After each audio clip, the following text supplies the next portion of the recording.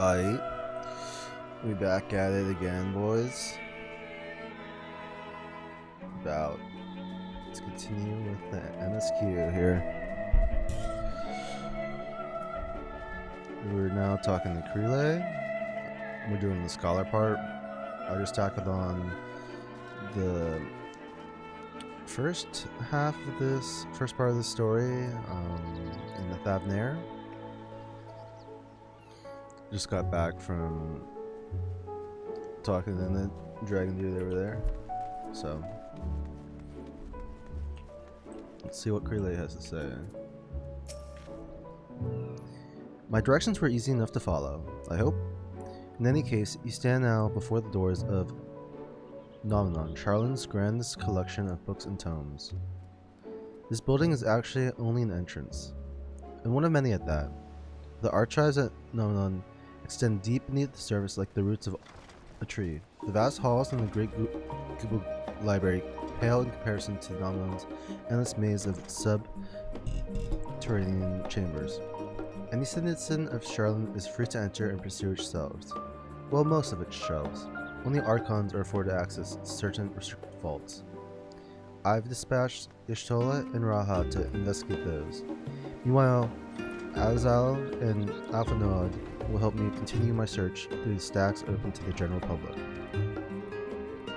Your status presents more of a problem. As a non-citizen, you are only permitted to browse the first floor here at the entrance. Even so, there should be a number of books which touch upon Charlan history or foreign policy. Your task will be to find and study the relevant publications. I promise you, working with knowledge of these subjects will make it far easier to spot the sort of clues we're looking for. Let us be about it, shall we? I've told others to meet us at the stone benches over there once they found some promising tomes. Happy reading!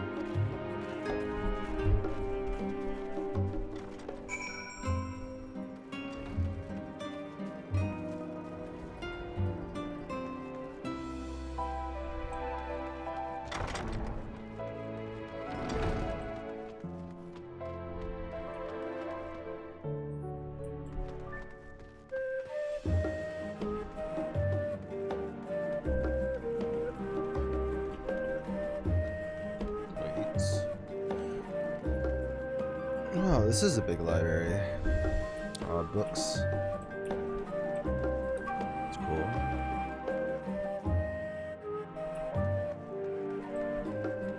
Oh, I guess I gotta pick these books up. Introduction to the Heavens.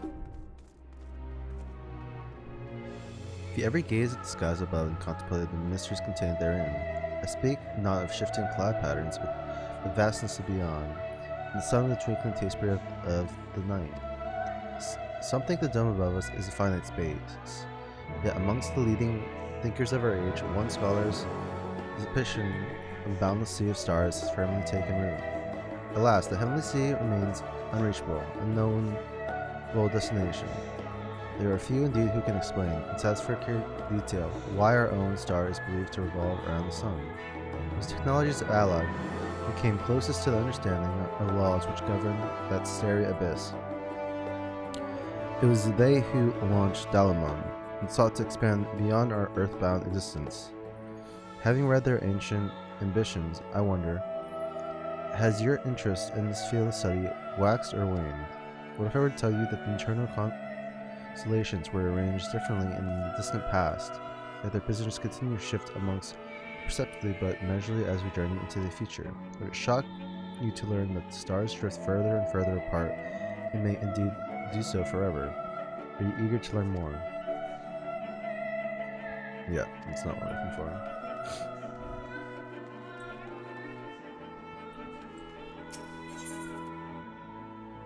Forever 20 summers. My beloved seekers of knowledge, have you ever put learning before your health and neglected to feed and rest your body as you should? I too once engaged in such foolish practices, but one night, engrossed in philosophical study, I had an epiphany. For all the world's mysteries that drive us to reckless abandon, we have so few years of life in which to achieve our goals. Thus do I share you this mantra: I'm forever 20 summers young. 20 itself is unimportant. You should be 19 or 23 or 40, whatever age you are when you discover this manual. Let that be the age you aspire to remain. The mindful, healthy living will you extend the time available to spend upon your choosing research. Another day, another moon, another summer to grasp the greater truth you pursue. Yeah.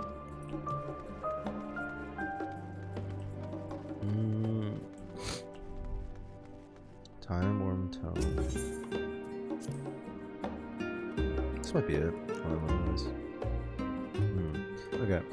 During the chaos of the Sixth Umbral Calamity, Arkan Nimkith, founder of Shyloin, bore witness to the madness and savagery of men brought to the brink of despair. Upon raising a settlement on an island in the northern Empty, he instructed his people thus: renounce the ways of war and pursue the lightning through knowledge and reason. Shyloins took heart in the words of their savior, and thenceforth served as the steward of wisdom. Upon the foundation of community learning, he built Holy unlike any other, a nation born from strength of minds rather than strength of arms. With knowledge and economics comes true trading. With knowledge of agriculture come bountiful crops. Engineering brought wells and sewers, ending squabbles over water. Wealth of expertise could be bartered with wealth and coin.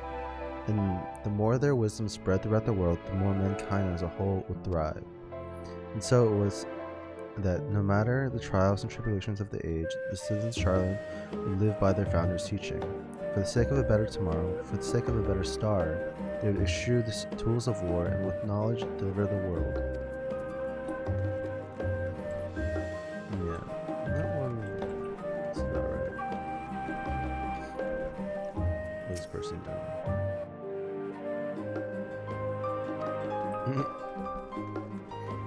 I just got this talk like that. What's this?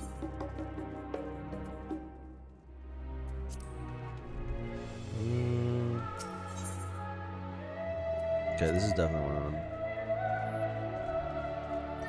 Long, long ago on the island in the northern sea, there lived a Arabian man by the name of Oh, okay, so it's talking about the guy from the other book we just read.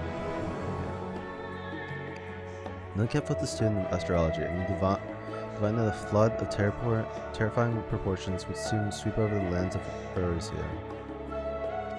So it was that he built a gigantic ship, assembled a crew, and set sail for that imperial realm. Oh, okay, so it's like Noah's Ark. Interesting. The flood arrived as foretold, and to their horror, the strangely churning waters drove the people towards the ocean. It was there, however, that Nimkith's crew pulled them aboard his ark, but the danger had not passed. A towering wave approached, threatening to smash the vessel to pieces. With only moments to spare, Nimkith wore a mighty spell of teleportation and shifted the entire ship to safety atop Alabathia's spine. Refugees from the surrounding regions huddled there alongside them, but it was not long before disputes over the dwindling supply of flood led to violence and bloodshed. Saddened by the sight, Nimkith gathered to him his crew and his grateful passengers, and abandoned the ark to those ridden peaks. They journeyed to the coast where they built a new ship, intent upon returning to the northern seas. They landed on the beach of an island and settled upon that very spot. That settlement prospered and grew, and in time became the city of Shyloin we live to this day.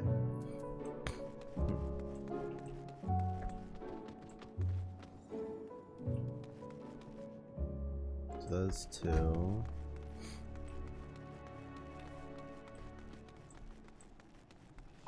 Let's do here. What does it only do? Like look out? Okay.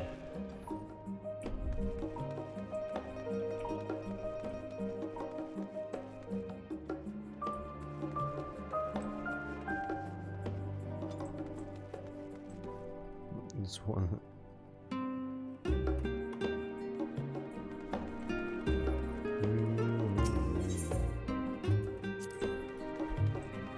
Okay, it's got the last one has to be this red covered book now. Pretty sure, anyway. Let's read it. Birds of Old, the Colony, okay. Many years ago, on the banks of the the Thalic and Dromanian hinterlands, Charlan colony once thrived. The settlement was initially established as a mere outpost to study the ethereal sea in the year 1311 of the 6th Astral Era. Scholars like Bachelorozia found the facilities wanting, and their demands encouraged the gradual expansion in structures and services. As rumors spread of a growing community of academics, the area was further inundated with Erosian students hoping to share in the renowned wisdom of the Charlanians. 50 years later, the Forum passed a motion to recognize what had become of the flourishing towns in the official Charlan colony. Erosian's residents took to calling the colony itself Charlarian, which led to no small amount of confusion when discussions turned to the subject of the motherland. In response, some Charlan inhabitants, if pressed for a name, could simply refer to it as Emporium. Following the Great Exodus, however, goblins and treasure hunters claimed for themselves a corner of the abandoned colony and gave it yet another name, Idleshire. Yeah, that's right, I remember that.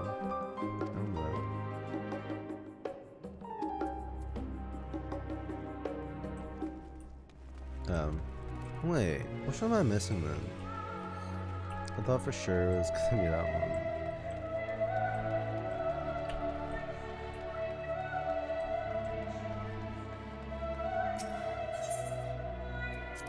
No, I read that one. I read that one.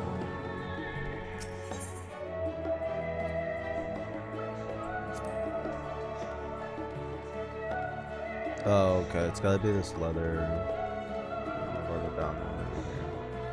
This be the last one? I don't think I read this one. The voice of a burning city, okay. In the years which followed the founding of Charlan, civic policy and other matters of import were decided at the Ecclesia, a public forum in which every citizen was eligible to speak. As the city's population grew, however, this format became increasingly impractical. A larger number of participants gave rise to ever longer debates, resulting in insignificant delays of vital solutions. Various measures were introduced in an attempt to curtail protracted discussions. In the year 201 of the 6th Astral Era, it was ultimately decreed that Charlan would transition to a new form of governance. The nation would now be led by a body of 99 members, citizens chosen from amongst their peers by means of a nationwide vote. This was the forum, as we know it today, conceived and created. Okay. Nice. So this library must have like information on just everything then. This is only the first floor. There's really got a ton of floors. And I guess it goes downwards, so first being at the top. And this is all at the bottom. Yeah. Oh, we can't go down there. Is there a way? Nah. Well, how do you go down then?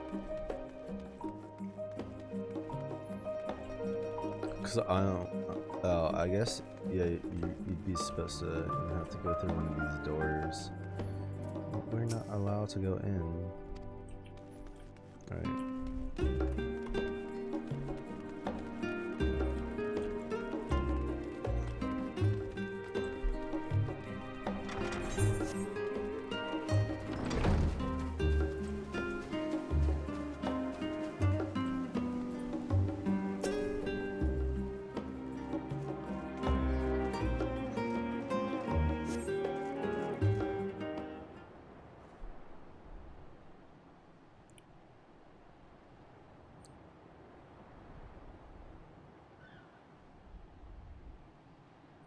Sorry, were you waiting long?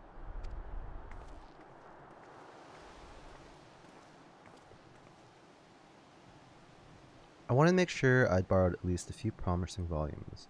Alpha and Crele should also be along shortly. I was delayed in a similar fashion. As far as I could see, no titles in the Archon stacks mentioned the final day specifically, so we have no choice but to start with the tangentially relevant tones, if they're even that. At present, the plan is to skim through as quickly as possible as we dare and share our discoveries as we make them. It would have been nice to invite everyone to the estate, plenty of comfortable places to read, and a ready supply of hot tea. Oh, I was quite fond of reading outside. But it's not about the little pleasures, is it? You miss your home. It's been difficult. After arrival, we've managed to speak with one of the family servants and ask how things were.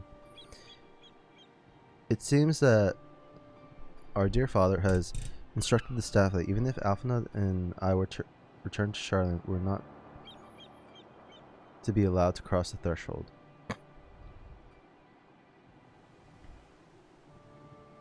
A harsh measure indeed. I hope our efforts to understand his position and that of the forum would perhaps lead to a reconciliation. We'll mend this rift one day. I'm certain of it. And what of you, Graha? Have you been to visit your family? Or do they not live here in the city? Ah, well, my situation is also somewhat complicated. I was raised in Charlayan, yes, but I was born rather further away. In the southern reaches of Isambard, in fact. For generations, my people have dwelt in Corvos, a coastal region opposite the island of Thavnair.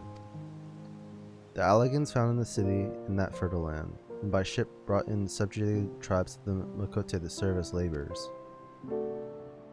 Of course, the massive earthquakes and of the fourth umbral calamity brought an end to the Empire's reign, and when the fifth calamity froze the sea solid, many of the tribes still living in the Corvus braved the journey back to Erosia.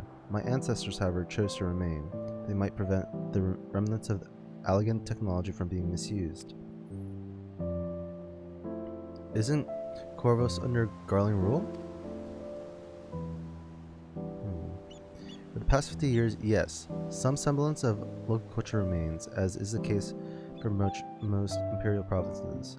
But Garleman renamed the region Locos Amones. I probably butchered that, yeah. But when I was a boy, a nearby town came under the jurisdiction of an illustrious imperial family, the nobles of House Darnus. Holy shit, what?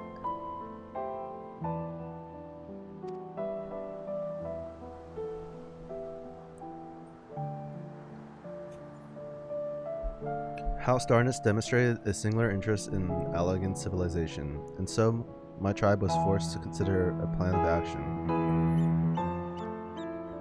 For some time already, voices had been raised in favor of abandoning our ancient customs after all. The Allagan eye no longer passed to our eldest children as reliably as it once had.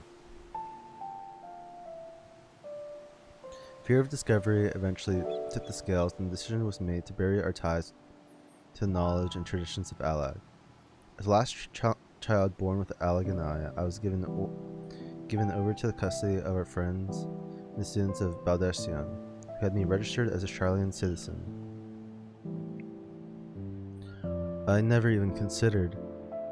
Forgive me. It was an unkind question. Even Thancred was taken in by Arkan Noswa, was he not? Stories of adopted wives and rescued orphans are more common among Charlans than you might think. Yet, regardless of our origins, we are all provided with an equal opportunity to learn. With sufficient perspicacity, we outsiders can even learn the vaunted title, earn the vaunted title of Archon. This is exactly why I have such love for this country, and why I wish it to remain a nation of which its citizens can be proud. Hear, hear.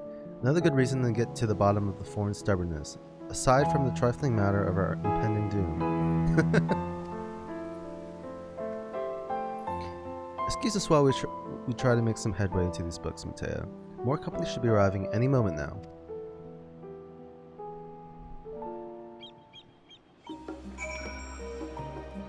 Okay, we'll wait again.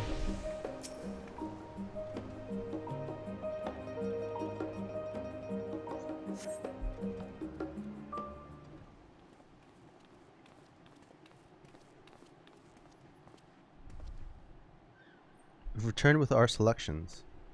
Though, I must say, the pickings were quite slim indeed. Mr. Skrille has already flicked through every history book devoted to disasters and more than a few which barely made mention of them. As such, we will be looking into research papers on the umbral calamities, as well as articles written by prominent former members. Perhaps their knowledge of the final days comes from an unexpected source. Speaking of which, might I ask you a few questions related to the final days? I'm the only one here who didn't witness the events of Amra firsthand, and I fear I may be overlooking critical details.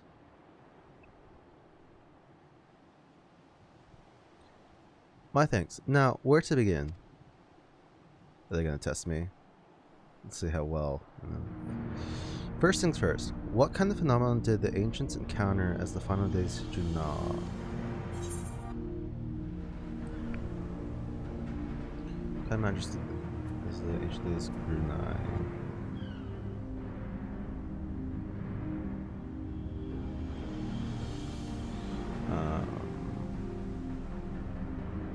Think this? Do you like this one?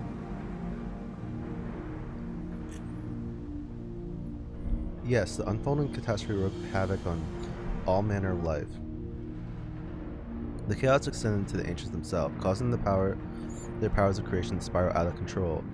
Fear and despair manifested in terrible, tangible fashion.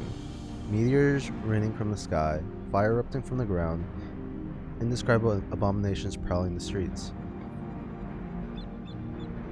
That more or less aligned with my understanding. If only the arts of creation had survived until the present day, we might have had something substantial to analyze. To the best of our knowledge, however, these techniques were not preserved or passed on. Ishtola surmises that the closest known magic is that of summoning rituals programmed by the Askians. Was there all else of note which heralded the approach of the final days?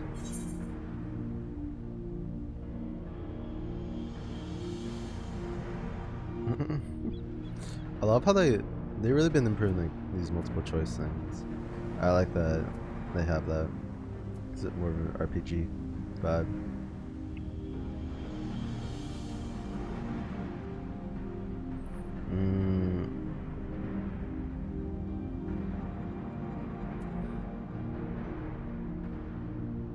I'm so bad at these though.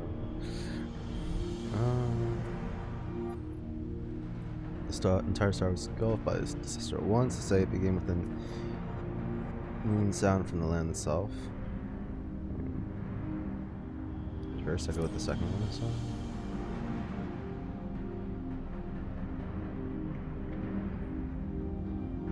So. Yes. The Mauritanians spoke of it, didn't they? We never did hear the sound ourselves, of course, just as we were into the midst of the madness. But it seems that each and every one of the casters were preceded by this ominous noise. Eventually it resounded all across the star. Not even Amra was spared. So the ground was crying out, you say? To be considered the harbinger of doom, it must have been quite distinctive, probably quite loud. I'll have to speak with one of Nomin's mammoths, and ask after any books which make mention of such a sound. Last but not least, would you describe how the ancients sought to quell this unprecedented calamity? What definitive action did they take?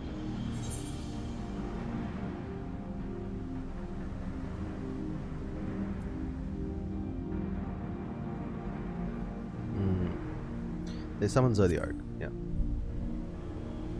Highland was summoned in response, so Zodiac first.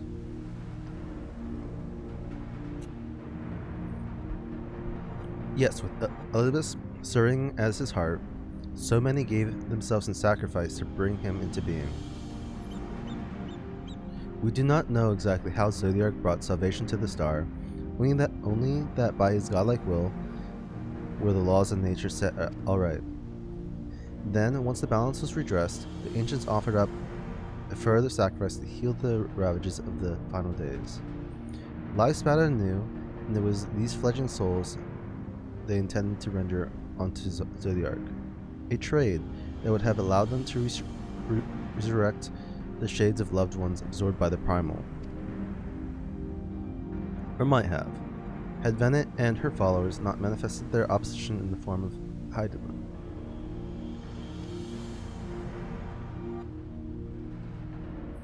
Thank you, both of you, for the detailed review. I feel much more confident now in my understanding of events.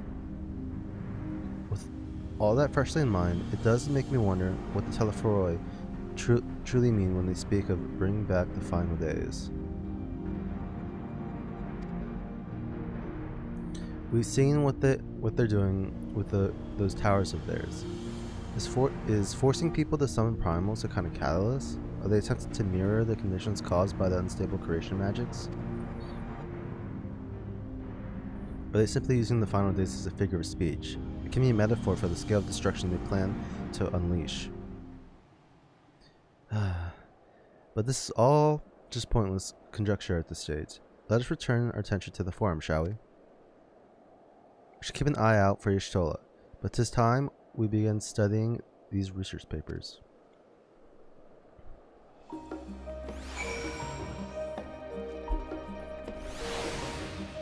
Okay, so I'll be looking out for Y'shtola now.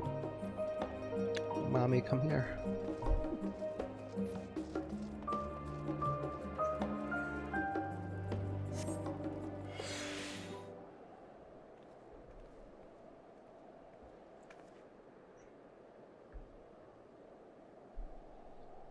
I'm the last, am I?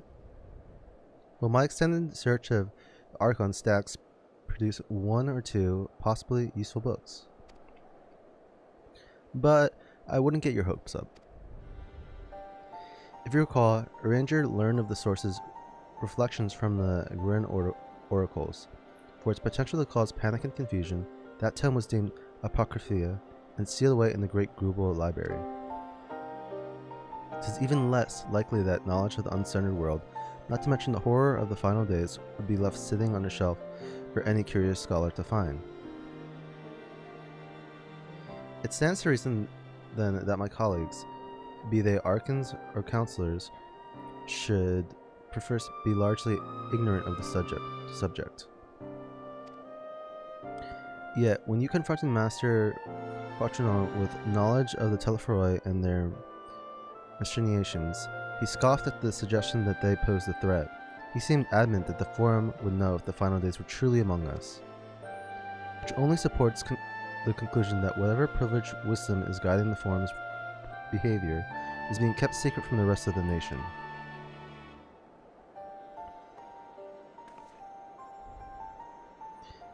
Not that I mean to excuse myself from reading duty. Whether they contain mention of the final days or no, these books could yet hold something of value. You weren't thinking of leaving, were you? There's plenty of work for everyone. Damn, that's sass. But man, I hate reading. I guess I read the most in this game, more than I do in any other media, to be honest. I like story. I don't remember, I picked up a book in so long. It's a visual book, man. You labor for what feels like an age as Y'shtola's research assistant.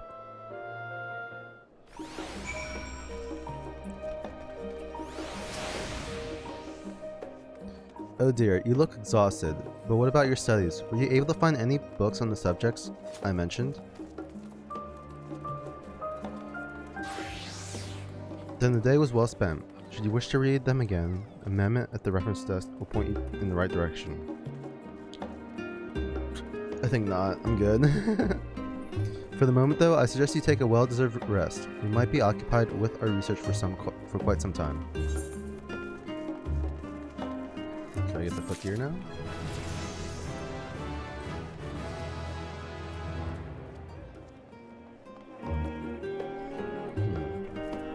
I wanna check. Let me check my settings real quick. I like where the volume is, even in high.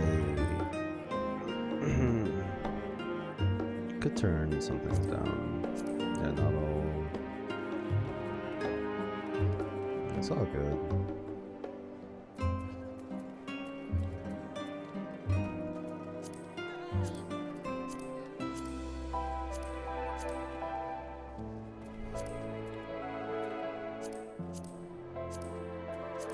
I like the strong one. Yeah.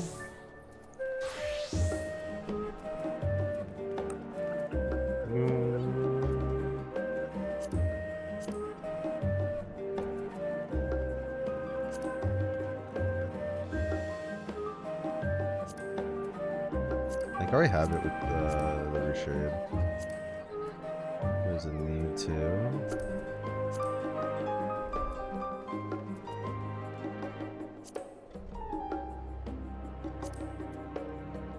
Wait. That's funny.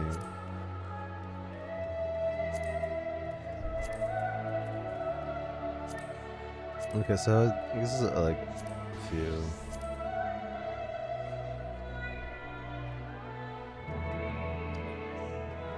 Yeah, that's good. Glare, this glare, dude. Yeah.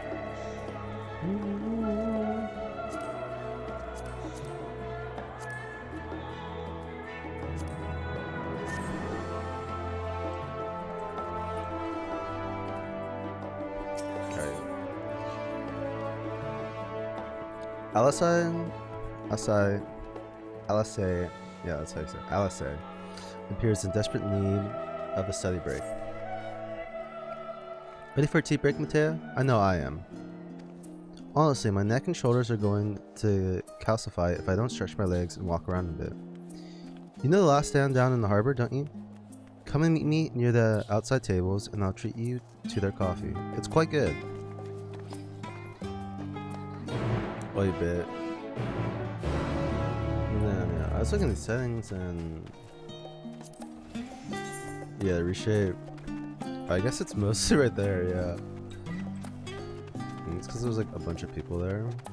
Because I think, yeah, I was messing with them before to put my settings a bit down, so I could better FPS. I need to upgrade my graphics card when they're available. Because the stream barely is able to keep up.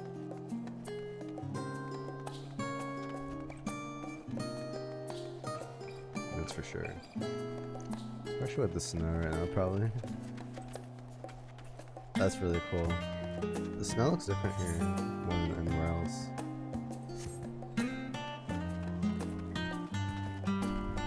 Or actually, I don't think the snow zones like have like particle effects like that. So yeah. When it's snowing, I'll probably get the least amount of performance. Let's head over to the harbor though, shall we?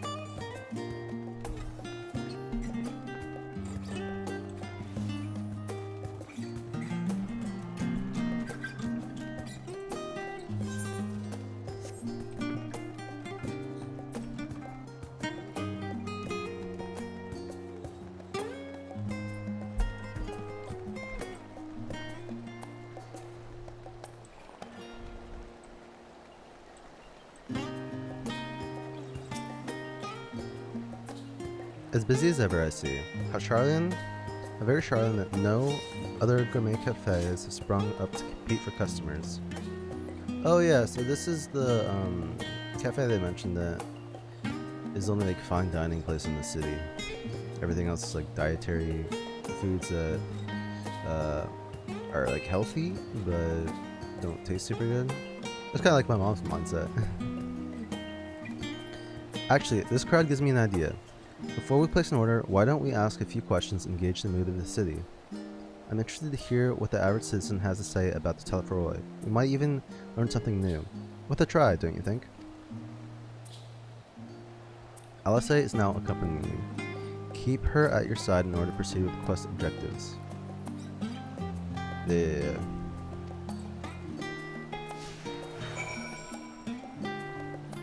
Piondio. What is it? Can a man not enjoy a moment of private respite? If you're looking to share a table, then I respectively request that you look elsewhere. Misunderstood, sister. We're simply wondering if you knew of the Teleferoi. These enemies of peace have promised an end to the world dear, and... Wait, you're that House Levier girl, aren't you? And this woman with you is obviously a former. I'd heard you'd be known for helping outsiders indulge in their barbaric whims, and here you are giving truth to the rumor. I think you leave me be. I've not to say to the likes of you. Well, I must apologize. 'Twas foolish of me to expect an ounce of civility from one so enlightened. Come, Matea. Yeah, what a prick, man. Okay. Let's see. This one gonna say. What did it say? Yes, I don't believe I've had the pleasure. Pray excuse the interruption, but we were wondering if you might share your thoughts on the Tefroy and their Insky plans. My goodness, if it isn't the young Miss Levier. My apologies, but I work in the offices of the forum, and if word reached Master Fortunata is helping you. I see. We're sorry to have bothered you. Well, she wasn't a prick like the other dude. She works in the forum, understandable. Dick on. Dick on!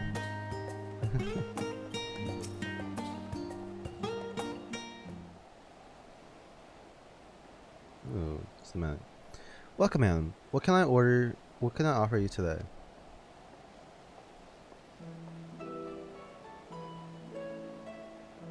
Oh wow, so a lot of people like recognize the twins then. Wait, is that Mistress Alice I see there? My word, how long has it been? Far too long. Meet Dickon, the owner of the Last Stand. I used to frequent his cafe on occasion, and between lessons at the stadium. That seems like an age ago now. I remember hearing that you and the Master often had set sail for Eorzea, but then you never came back. Lately there's been gossip of your father disowning the pair of you. Everything alright at home? It's complicated, and I hadn't expected complete strangers to be so familiar with their situation quite so quickly.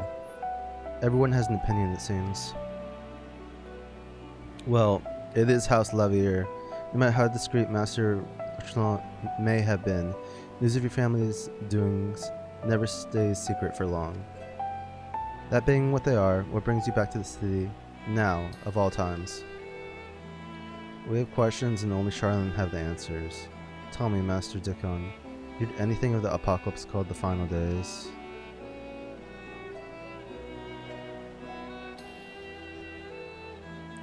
Not... What, like the end of the world? Nothing like that, I'm afraid. And that's what you're here to find, information on this apocalypse?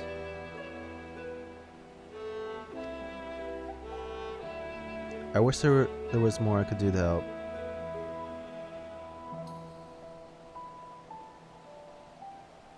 But maybe there is. You're a visitor to Charlene, aren't you? Then few will know your face. I should be able to pass you off as a server with none the wiser. We just finished preparing a few orders. Strike up some friendly conversation while you're setting down the food, and you might just get the answers you're looking for. Not a bad idea. I hate to ask, but what do you think? I guess I'm about to serve some food. That's the spirit. Pay attention now, and I'll explain where each of these dishes needs to go. The tea set is for the shadow group sitting by the water's edge. The omelet is for one of the Vergs, a Highlander by the name of Grisla. She's sitting on the outside table with a friend of hers. Behind them you should see a Makote gentleman. He ordered the oven-baked lobster. Got that? If you're not sure, just ask and I'll explain again. Good luck. Okay, so I won't have directions, I just have to kind of remember.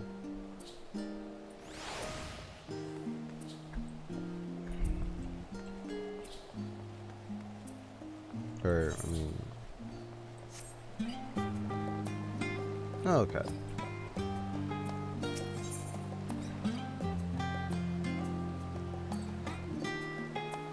Pretty sure this was the tea set. So yeah. Oh, my tea set. Lovely. Thank you. Telefroy, who? I'm sorry, I've never heard of them, or their final days. My friends and I are somewhat uninformed when it comes to current events. Now, if you wanted to hear about ritual arcane practices of the 6th Estro era, common or historic, then I'd be happy to talk your ear off. Okay.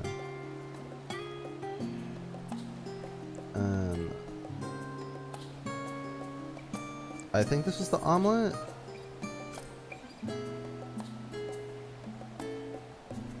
Ah, finally. 2, 4, 6, 8. Let's dig in. No time to waste. Okay, I just gotta do an order. What, the Teleforoi? Ah, yes. I remember seeing the name in the latest Gazette. That and some grand clam about the end of days. Some old senseless warmongering. But will these fools grow tired of spilling each other's blood? Best stay out of it, I say. The Forum made the right choice, and I fully support our decision to remain neutral.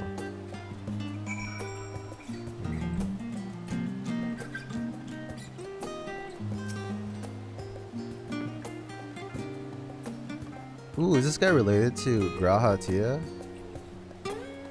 He's got the apostrophe right after the first letter, and he's got Tia. Smutu Tia.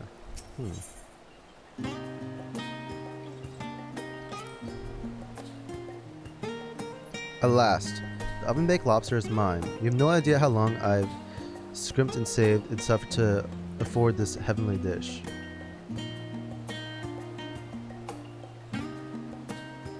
The final days. This is the first I've heard of it. Although, that would explain why my friend has been rushed off his feet. It must be a busy time to be a gleaner. You didn't know what a gleaner is? They're collectors of a sort. Travel the world procuring things that we haven't got here in Charlian. Priceless books, unusual live specimens, and so forth. So named for the folk who trail after the reapers in the fields, picking up every grain which was missed. Aye, by all accounts, gleaning is a most meticulous and demanding profession. These Teleforoi make good on their darkest threats, and many uncatalogued rarities could be lost forever. Why else would the gleaners be buzzing about in such a frenzy? Watch the harbor and you see what I mean. They're carting loads in from the docks all day. It's never been this hectic before. Not like this.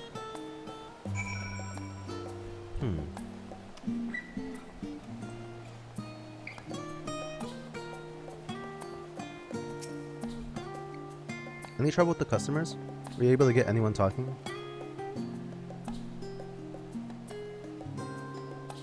Interesting.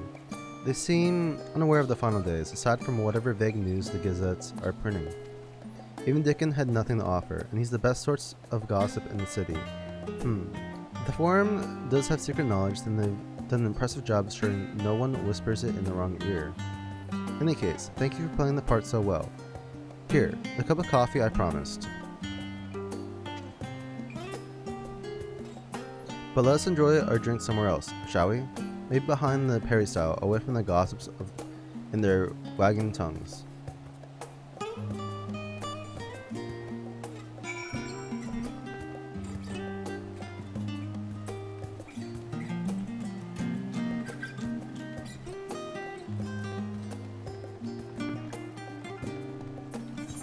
Let me see, can I lock this? This will help. Oh, that's right. I think I had a a specific plugin to do it. I have to launch this.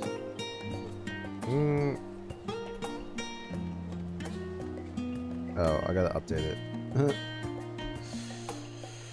One sec, while I do this.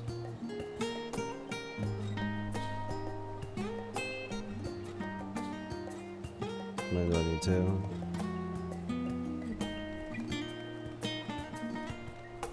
I kind of just want to run this thing.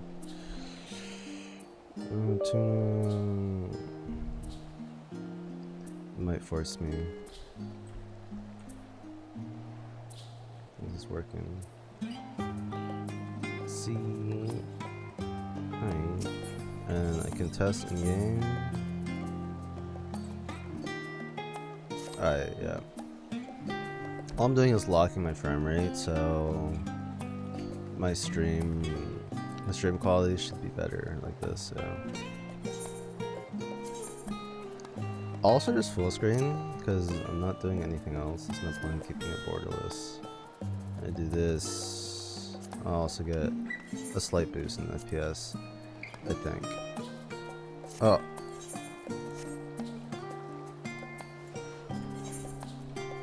Oh, okay. My G-Shade wasn't working for a second. Yeah. Yeah, this is good. Okay. Yes, it should do nicely. Out of the wind and out of sight.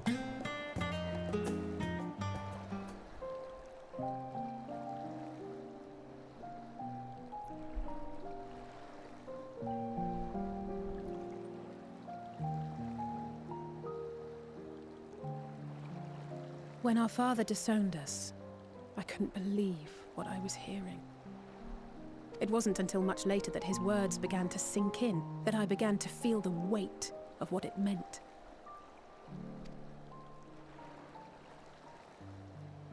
Do you remember when the decision was made to come to Charlian? Grahas said that the Forum was determined to keep us in the dark, and that Father's venomous performance was part of that strategy, to keep us at arm's length. Yeah. What a dickhead he was there. Perhaps it was. Father argued with Grandfather on many occasions, but never with such dismissive contempt. And when he demanded what justifies the sacrifices we make in war, I honestly didn't know what to say. Yeah, we've been fighting a lot all this time.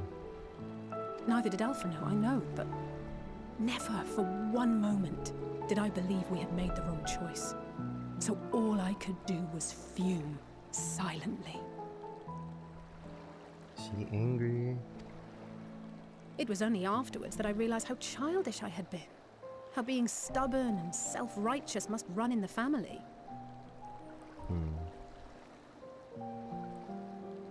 A little bit, yeah. If I could have just mustered a civil response, then things might have turned out differently. Hey, no use dwelling on what's already happened.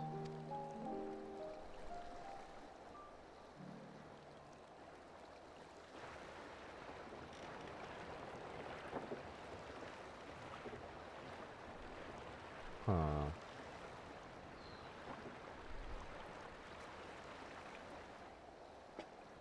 They must be ferrying goods to Labyrinthos.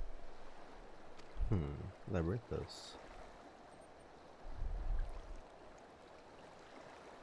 A vast complex beneath the island. Ooh. Charlian is famous for archiving knowledge from around the world. Well, that knowledge is not preserved exclusively in dusty tomes and desiccated samples.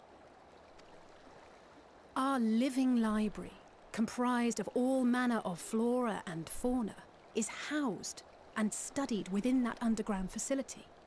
It's gonna be another dungeon? Still, that did seem to be an unusually large shipment. When I lived here, it was rare to even see such cargo transported by boat.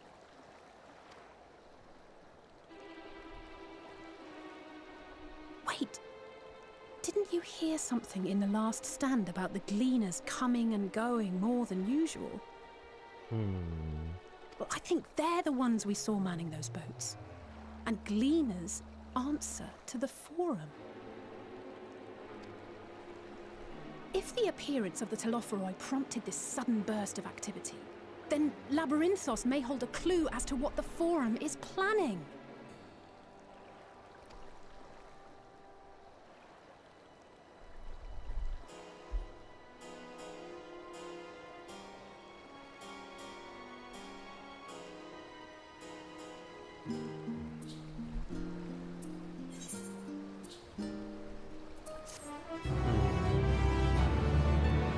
Are we gonna be disguised as gleaners and try to get into this place then? Let's see. Alice is excited to share your revelations. Tell the others what we've learned about the Gleaners. Go on to Nomenon, and I'll join you in a moment. Master Dickon will want his cups back.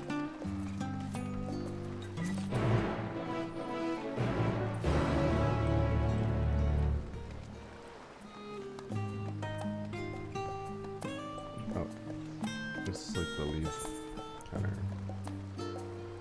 Oh yeah, we gotta go back over there. No, I'll just use this right. Oh yeah, I can just like. I gotta get used to that. I'm so used to like open the map trying to see where I am. Oh, I haven't. I'll go here now.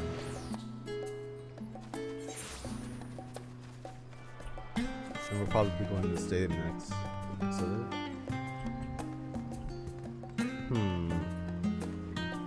That's weird. Yeah, I'm in some kind of thing as I walk.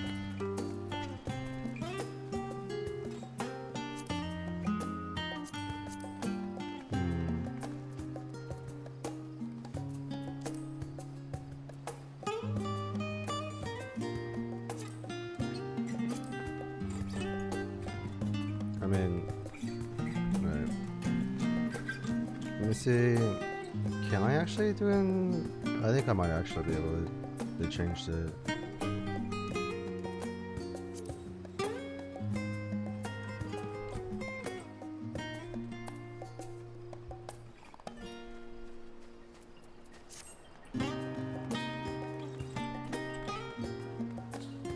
Let's see, am I still getting it? I am.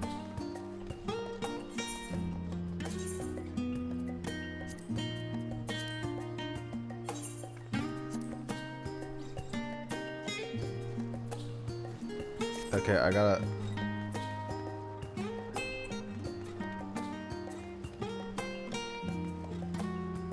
Alright, I gotta keep a Windows board of this and then put this on. The game really doesn't like full screen. Well, this program, I always have to, like, try again. It doesn't work on the first time. Alright. No, it should be on. This is fine. Yeah, I was noticing some like ripple thing. Well, good thing we fixed that there and then, so.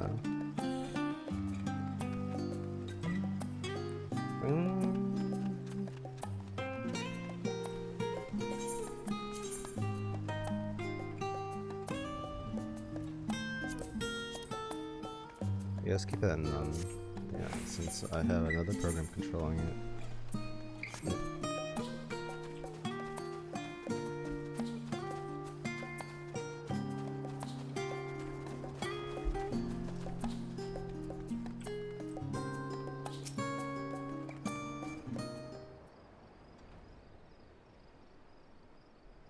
Welcome back, Matea. Been for a walk and cleared your head, have you? Not exactly. We did some impromptu investigating and turned up information on the Gleaners.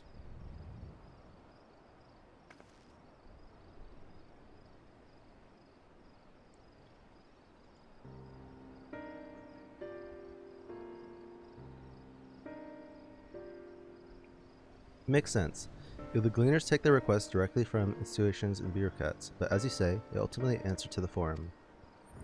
A sudden significant increase in Gleaner traffic and in cargo, it certainly gives the impression of an overarching plan being put into motion. Let us see what theory we can build from the facts. As Y'shtola observed earlier, Nominal's archives appear to contain no information containing the final days.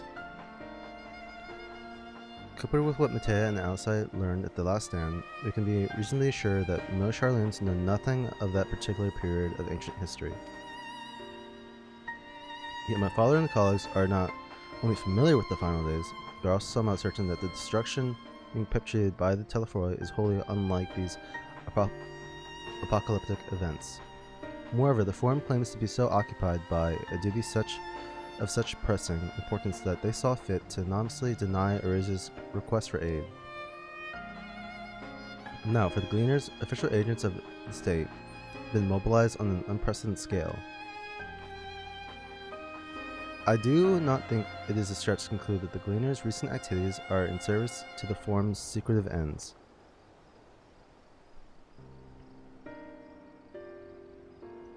In which case, our next course of action seems obvious. We visit Labyrinthos and assess the situation for ourselves. And if we're lucky, the Gleaners will be far more receptive to our questions.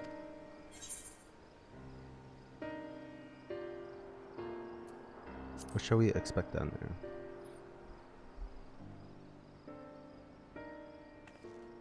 Oh, I would hate to spoil the surprise. Oh.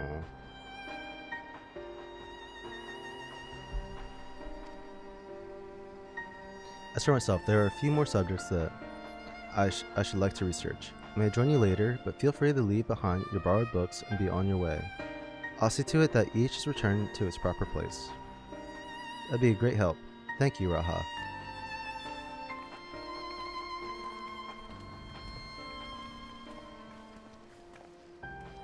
Let's head down the stairs over there and I'll show you where the entrance is.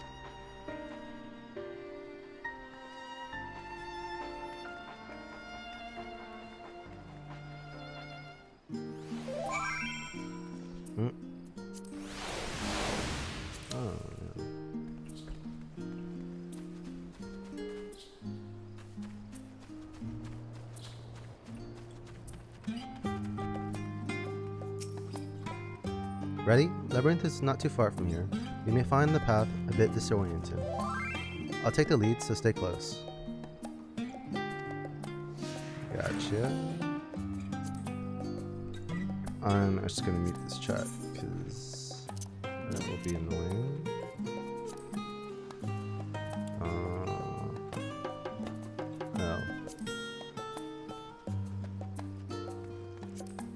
Meow. I'll just have towels on for now. That sounds good. Oh! Yeah, she's walking away.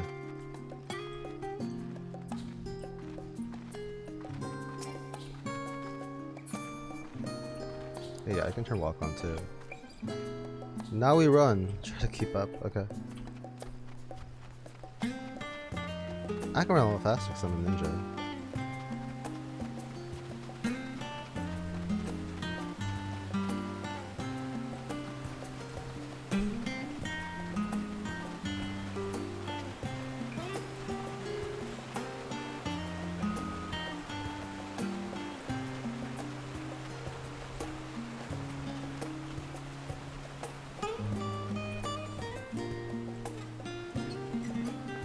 Way. I'll follow you.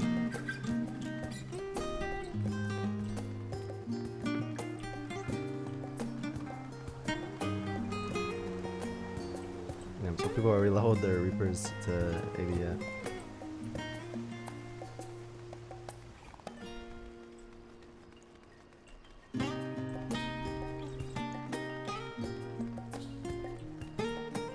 Oh, there's the ether right over there. I guess I'll get it after. Here we are. Through this door and down the stairs. You did remember to tune to the shard back there. Didn't you? It'll make your life much easier if you need to come back in a hurry. Otherwise, we should keep moving. Alright, give me a chance to do it. I was just thinking that, yeah.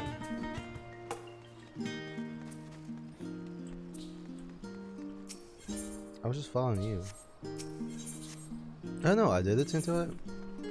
Oh, okay. Oh no, it was the stadium I didn't. I should have done that earlier. Oh well. I'll get it later.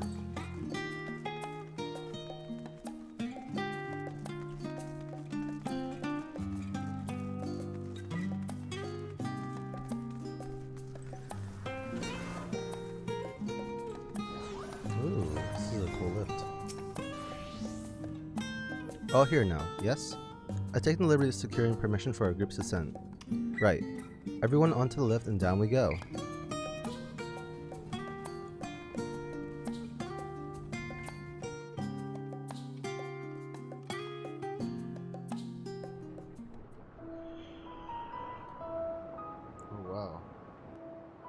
Deep Wait. beneath the scholar's city shines a false sun within a fabricated sky.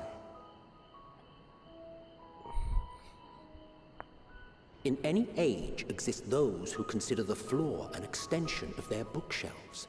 And this vault's architects surely belonged to that special breed. If the stack grows too high, start a new one. If no room remains, then make more rooms. A simple solution at first, and then bit by bit, a profound transformation. Knowledge buried beneath knowledge, a growing, creeping labyrinth from which there is no escape.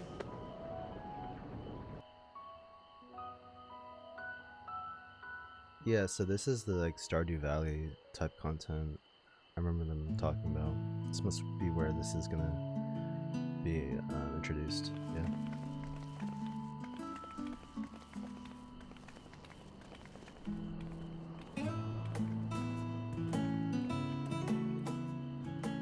Not what you expected. I must admit, the artifice is very convincing. But I assure you that we are beneath Sharlayan itself. The breeze you feel, the flowing waters you hear, all created by the hand of man. The island is volcanic, you see, and once upon a time this great hollow must have been a reservoir for magma. It was discovered some 400 years ago, at which point it was repurposed as a storage facility for scrolls and samples and such. Renovations have continued, with nigh on no interruption to this day, with the lower levels still undergoing expansion. Aren't those people gleaners?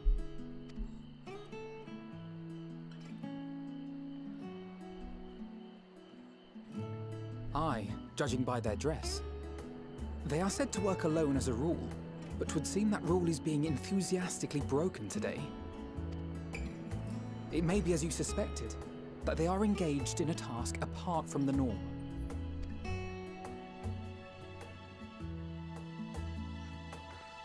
Let's spread out and get some answers then. Oh yeah.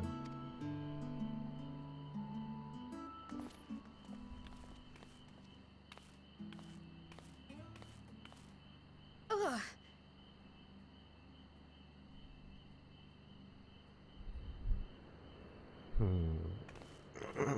Did you call to me just now?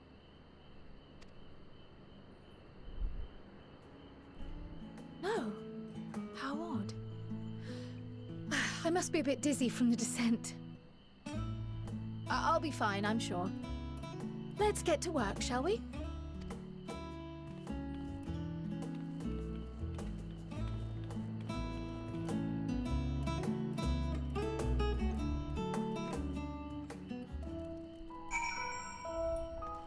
Alright, I guess we're gonna talk to the gleaners.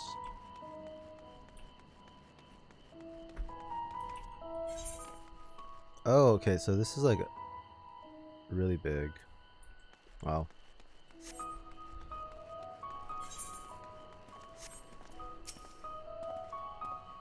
You want to know what I'm doing? Hauling books and ore, and fauna. If it needs hauling, I haul it. Every decade or so, they take stock in labyrinthos. You know, sort and tidy up the inventory. Never seen an operation like this before, though. They just did one a few summers ago, even. Then, with no warning at all, this mess gets dropped in our laps. Orders from on high. Damned if I know the reason. Could be that they're changing the layout, eh? Preparing for the next big expansion.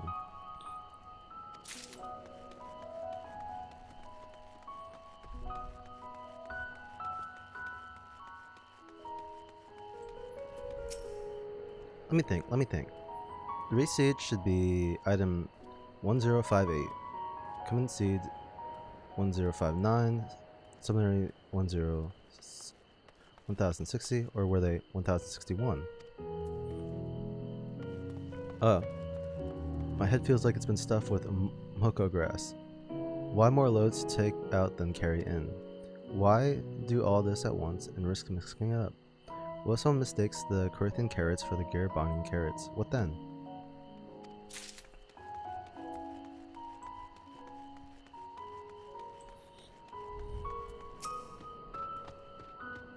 You're here to help or give me more headaches, because you don't have the look of a gleaner, and I'm in no mood for idle chatter. One of my colleagues was so exhausted he took a tumble and crashed into a pile of crates. Now I have a pack of mammoths running loose.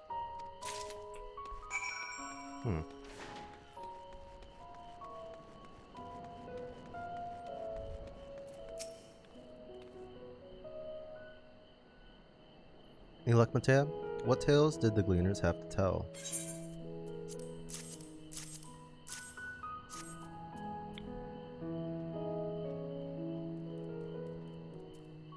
His grand operation began without warning, and for every item that they bring in, they're sending more inventory somewhere else.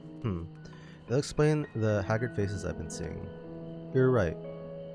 The Forum is definitely up to something, and they're turning Labyrinthos upside down in the process.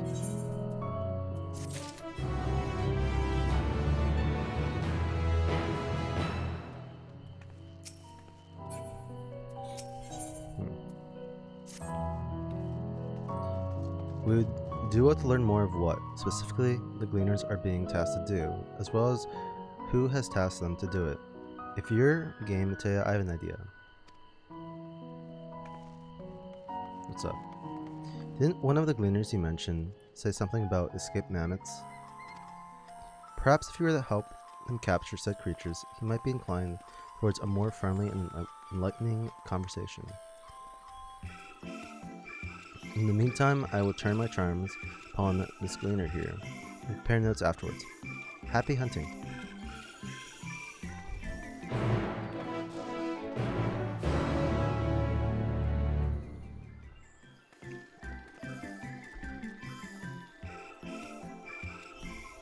Oh, wow.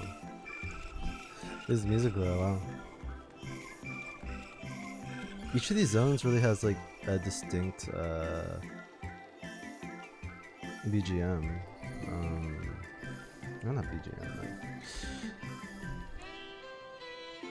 Yeah, they really upped the quality on all fronts, it seems like. It's nice. I really like this thing, man.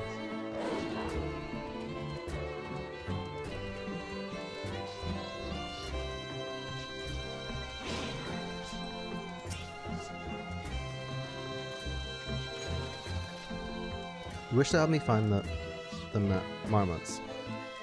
I've nothing suitable to pay you for your services, but if you're offering out of the goodness of your heart, I welcome assistance. My name is Aaron Friend, specialist in the collection of live specimens. That said, the capture of these Nexian mammoths is a trial I've no desire to repeat. Grizzled mice, they call them. For mercy, there is no other mammoth species on this tier at present, so there should be no mistaking our lowly fugitives. If you happen to catch any, stuff them in the sack, gently of course. Where to begin, you wonder? I'm not seeing any scampering around here, so we'll have to widen our search into the surrounding forest.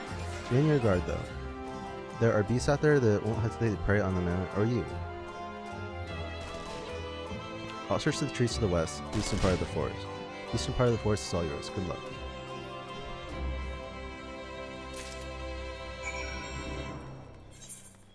So over this way, Mornvale Forest. Okay.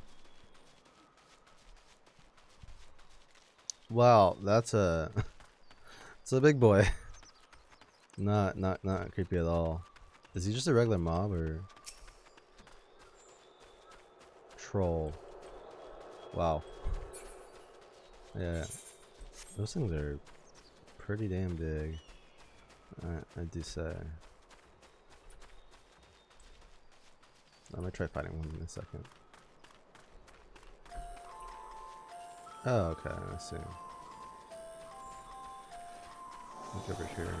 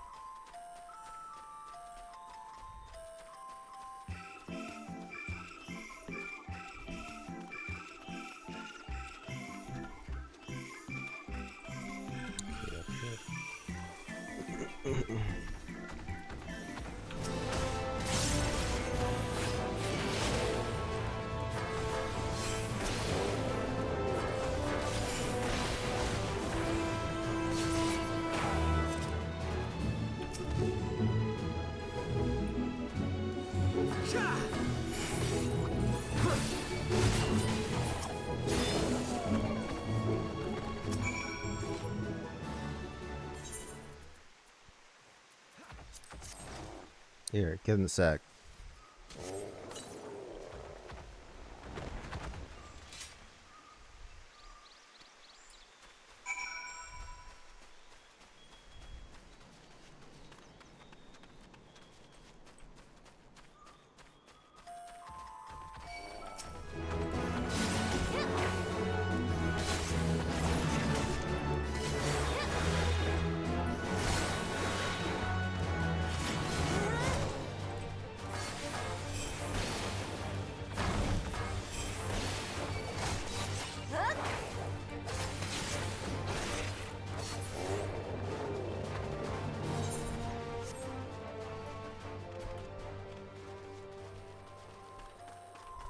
Yeah, let's be up there.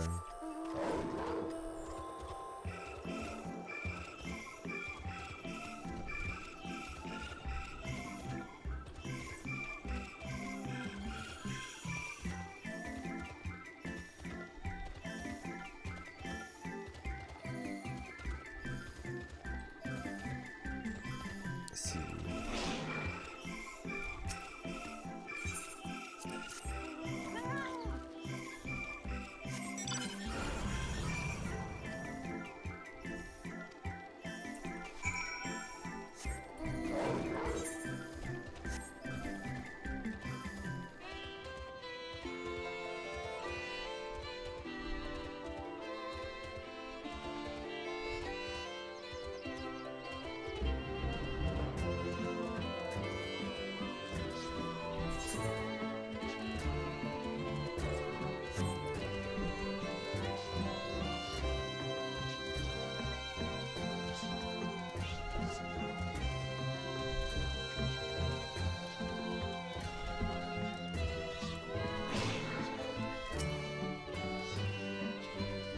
How did you fare?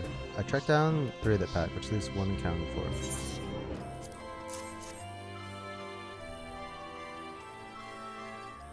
Oh, there's old Merma out.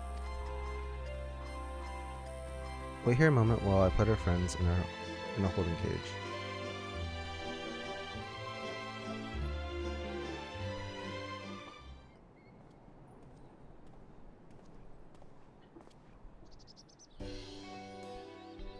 Thankfully, the marmots seem unharmed. They've held well in isolation, but it's much too soon to release them into the habitat. It's a good thing we were able to recapture them so swiftly. You have my thanks.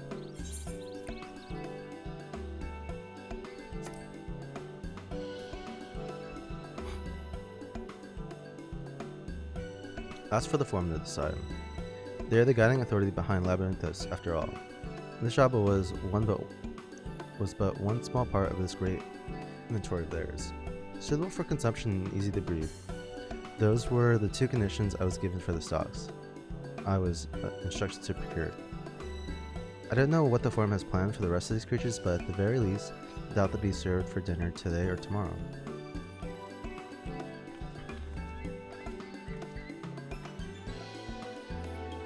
There you are, Matea. Is this the gleaner you mentioned? The one who was looking for lost merits? Lost marmots?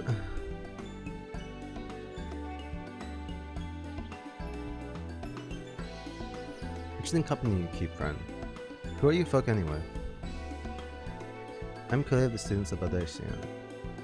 These others are my associates. Truth be told, performance decisions of late have not yet sat entirely well with us. That's why we made the descent into Labyrinthos.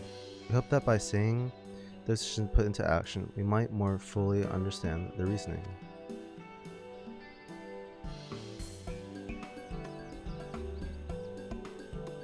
Wise and practical. Never hurts to try and gain a broader perspective, does it?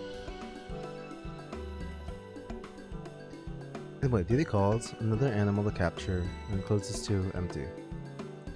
Once again, I'm sorry that I can't offer you more for your services.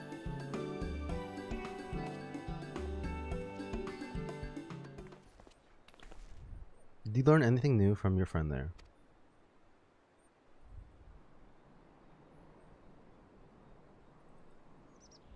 So, we've confirmed that the order for this ambitious operation did indeed come directly from the Forum. However, the Gleaners have not been informed of its purpose.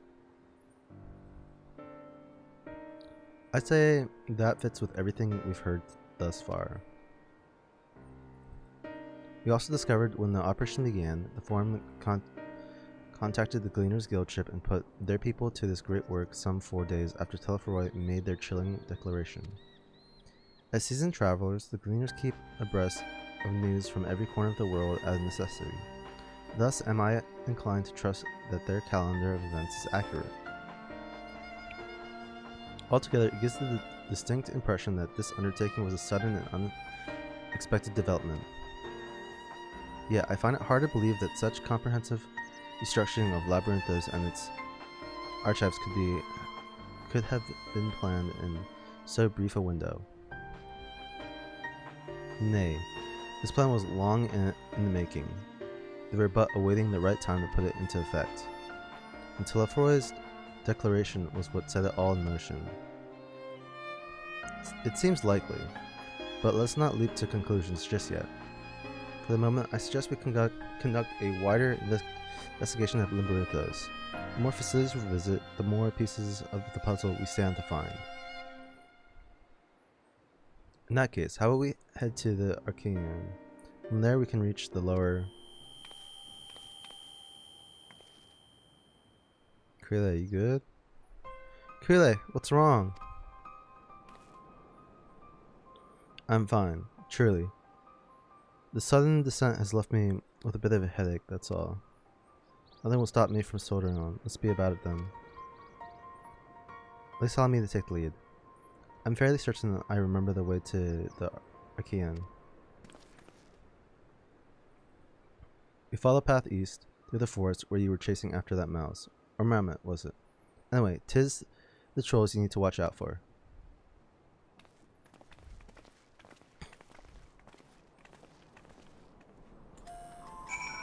Alright.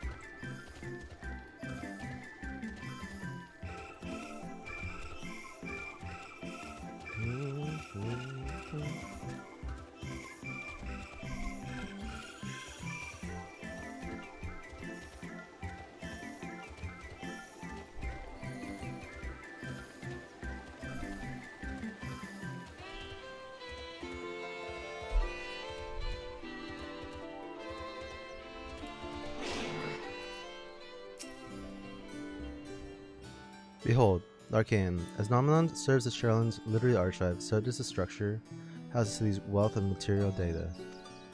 The architecture too is similar. This building you see is merely the upper entrance, an access point to the vaults carved into the cliffside itself.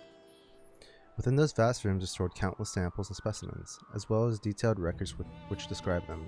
In the manner of speaking, the Arcane contains a physical history of Charlene's unwavering dedication to the accumulation of knowledge.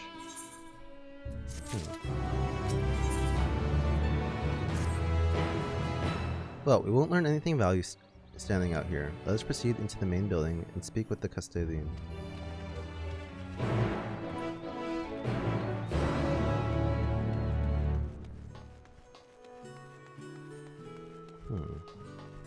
Oh yeah, we should have tuned to either right or here.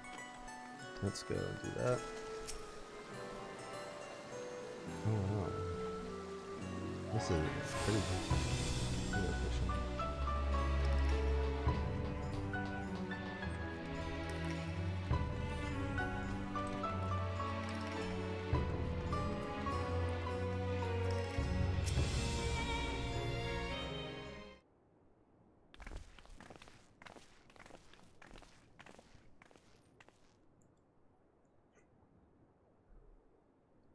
Greetings. We're here to pursue the Arcane's vaults. Pursue? You are clearly not gleaners then. Might I ask your affiliation? We belong to the students of Baldosian, but is that relevant? I was given to believe that the vaults, those open to the public at least, were open to the public. Ordinarily, yes, that would be the case. At present, however, access is restricted. Only persons directly involved in the reorganization efforts are permitted to enter.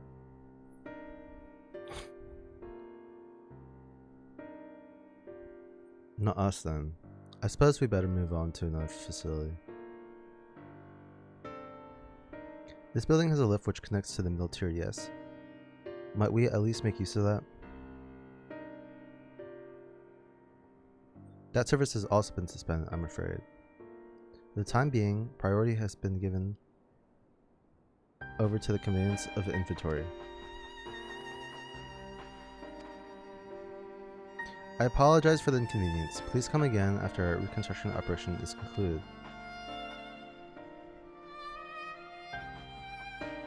By that time, it will be too late, and we're so close to getting answers. We need to rethink our approach. Let's step outside for a moment, shall we?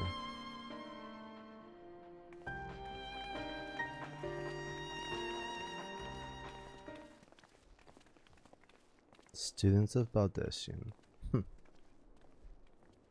Huh. He knows something.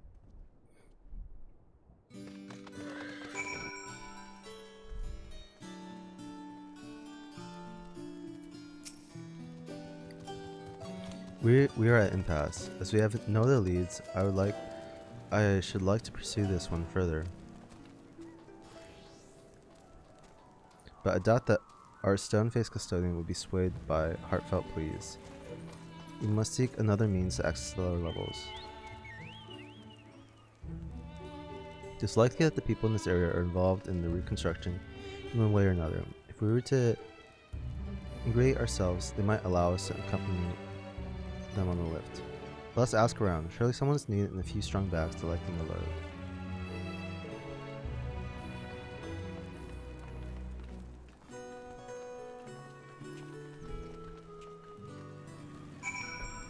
Eat.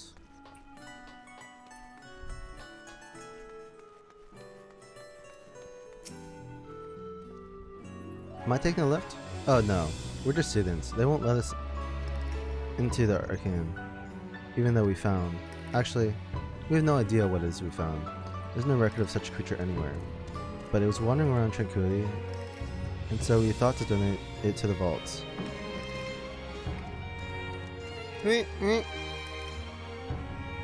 Also a squeal, don't you think? Anyway, I suppose we'll have to take care of it until the Arcane is open again.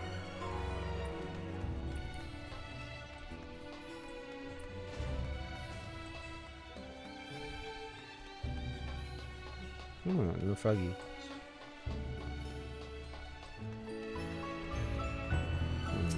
Here's this guy. What's that? Take you down and lift me? Sorry, but not a chance. I've been up and down all day, and only now have I finally found a spare moment to rest. I did see a gleaner fellow heading out the gate though, shouldering a large pack, engaged in some manner of task. Maybe he'll be headed down below after he's done with whatever it is he's doing. Okay.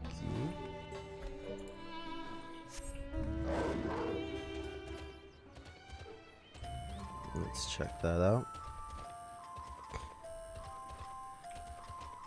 Let me just jump up. Okay, I kind of can.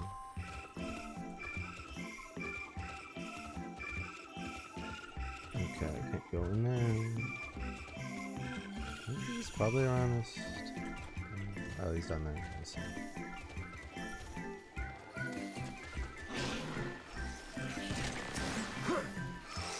Quiet, you're frightened in the way. Oh, it's the same guy from before. Ah, it's you again. I don't mean to be rude, but I'm in the middle of another task.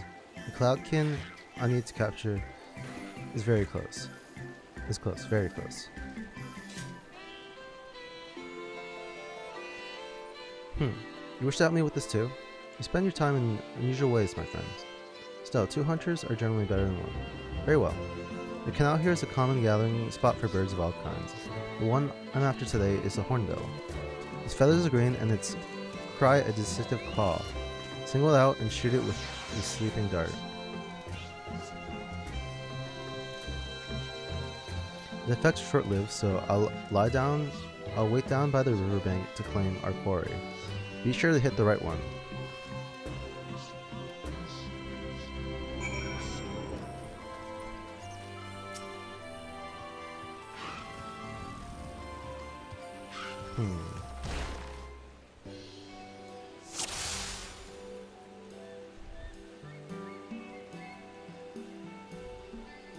Oh, okay, it's this one.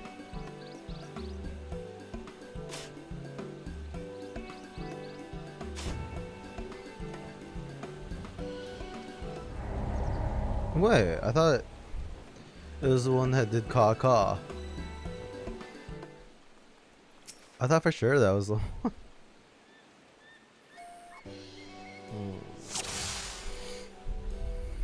Which cause, yeah?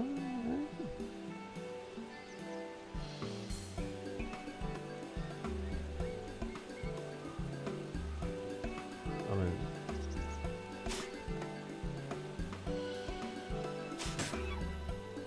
okay, it's gotta be that one then, right? Okay. They both caw though, like.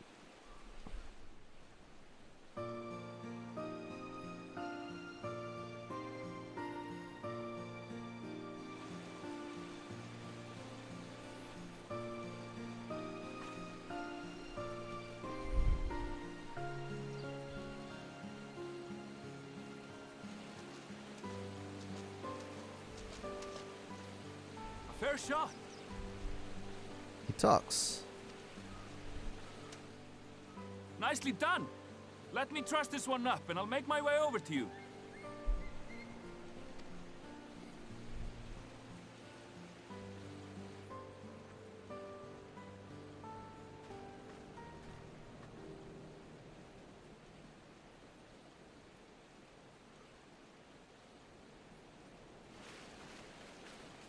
There you are.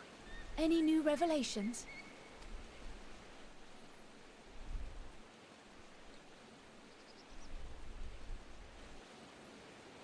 So you met with that gleaner again, this time to capture a hornbill. I understand catching and bringing in creatures from the outside, but what's the point of chasing after ones already here? Oh, it's a simple thing, really. Occasionally, we remove specimens no longer needed for study, or those we've had difficulty raising. But we can't simply turn them loose. Safely returning such creatures to their native habitats is another facet of a gleaner's duties. But not in this case, I'm afraid. I've been asked to bring the bird below.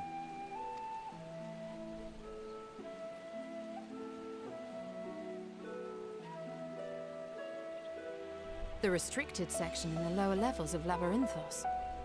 Open only to a select few researchers handpicked by the Forum.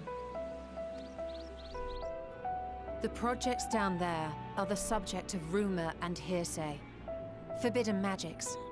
Advanced technologies that can never be allowed to fall into outside hands. Even Archons are not privy to the truth. Those who are, the researchers involved in this secretive work, are not permitted to walk freely in the city, and are instead required to live in isolated quarters.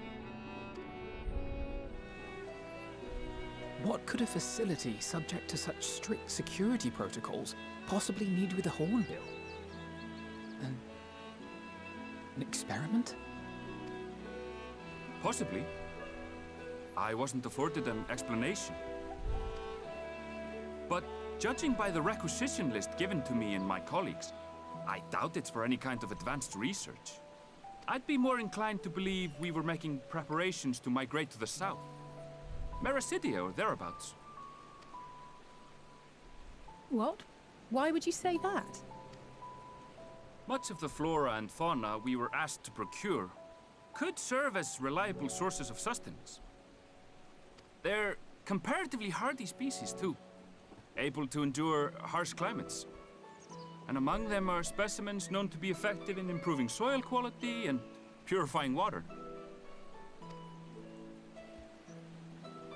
When you put it that way, migration does sound like a reasonable assumption. That's all it is, though. An assumption. Through our tasks, we gleaners glimpse only bits and pieces of the forum's plans. Our prime concern is that our requisitions, be they living or otherwise, are properly preserved for the knowledge of future generations. Now, I really must be going. I regret that I cannot reward you as you deserve. Perhaps you might reward us after a fashion then. It is imperative that we reach the lower levels. And seeing as you are already set to descend with your assigned cargo, mayhap we could accompany you as your assistants. I'm afraid that won't be possible. Once the animals have been prepared for transport, we send them down separately via the lift. I will of course follow after to make my report, but I can hardly pass you off as porters when there's nothing left to carry.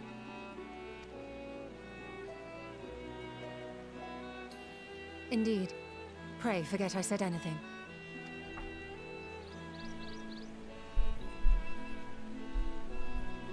How do you feel about climbing? If you've strength and the courage to brave it, then there is another way down. This path leads to the 33rd facet, a mine shaft excavated during one of our expansions of Labyrinthos. While I cannot guarantee that the passage is safe to traverse, it should provide access to the medial circuit below. I never even knew such a place existed. Thank you. This is the perfect solution. You're quite welcome, but consider yourselves warned. If the going proves too treacherous, you do well to turn back. I bid you good day. I like that dude. Well, turning back is hardly an option, not when we've come this far. Let's go and take a look at this mine shaft.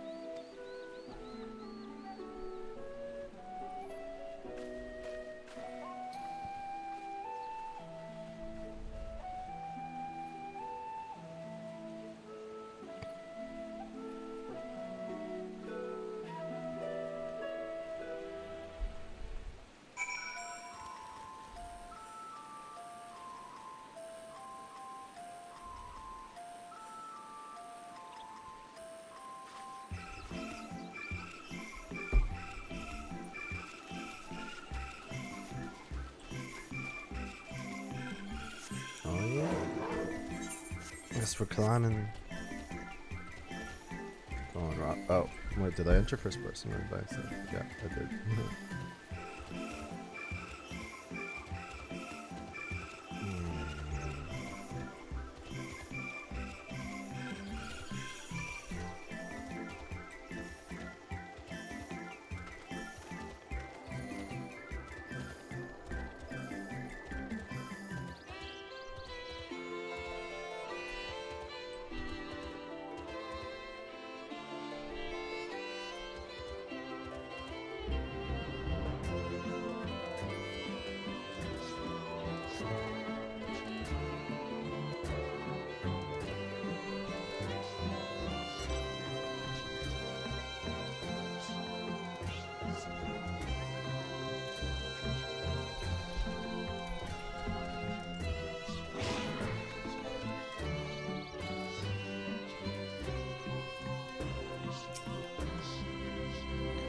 This must be it, the entrance to the mine shaft.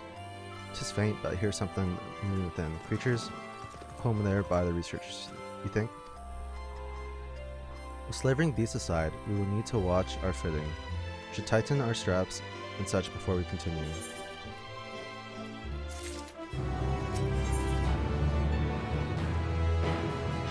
Alisa seems eager to get underway. Assuming everyone's tightening their straps and check their gear, and I say we head on in. Given the terrain ahead though, it might be wise to leave some distance between us. We don't want to be stumbling over each other if it comes to a fight. Take it slow and don't forget to check your surroundings from time to time. We can meet up again at the other end of the tunnel.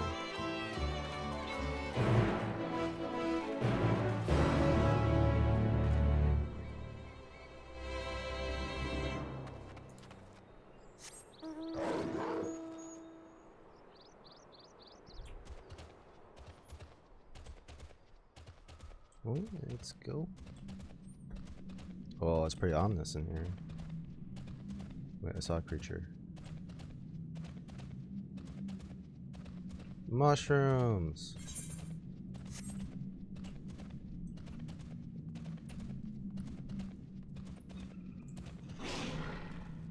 Alright.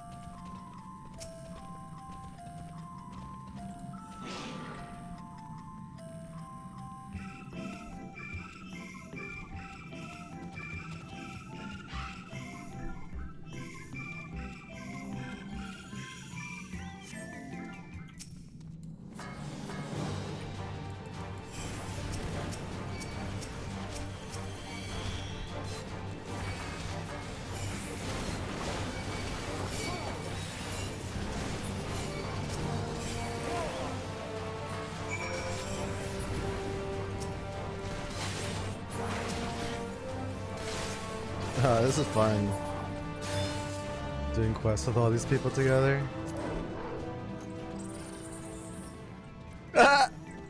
So this dude is dripping with the talking about my my Cerberus.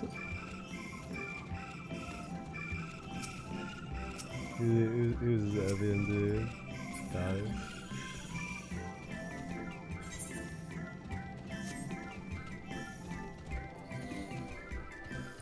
Yeah, I'm gonna flex its mount. I worked for this shit. Everyone seems to have made it past without incident. Nothing of consequence, at least. And there's promise the tunnels delivered us into the Migo circuit. To recall, this is here where they keep a wide variety of samples of agriculture. If Aaronville's assumption holds true, the specimens we collected in purpose migration, we should see evidence of such plans in the area's research projects. Let's follow the path to the nearest farming facility and see what we see. Grass monster. It's cool to see like new creatures. I like that it's not just like reused assets.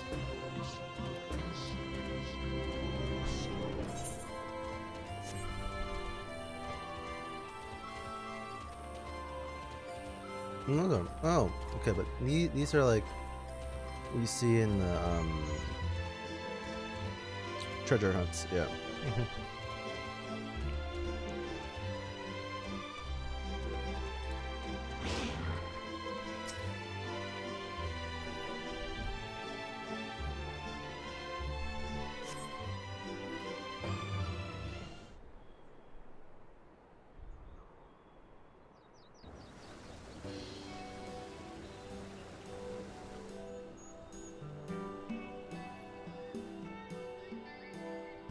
Aha!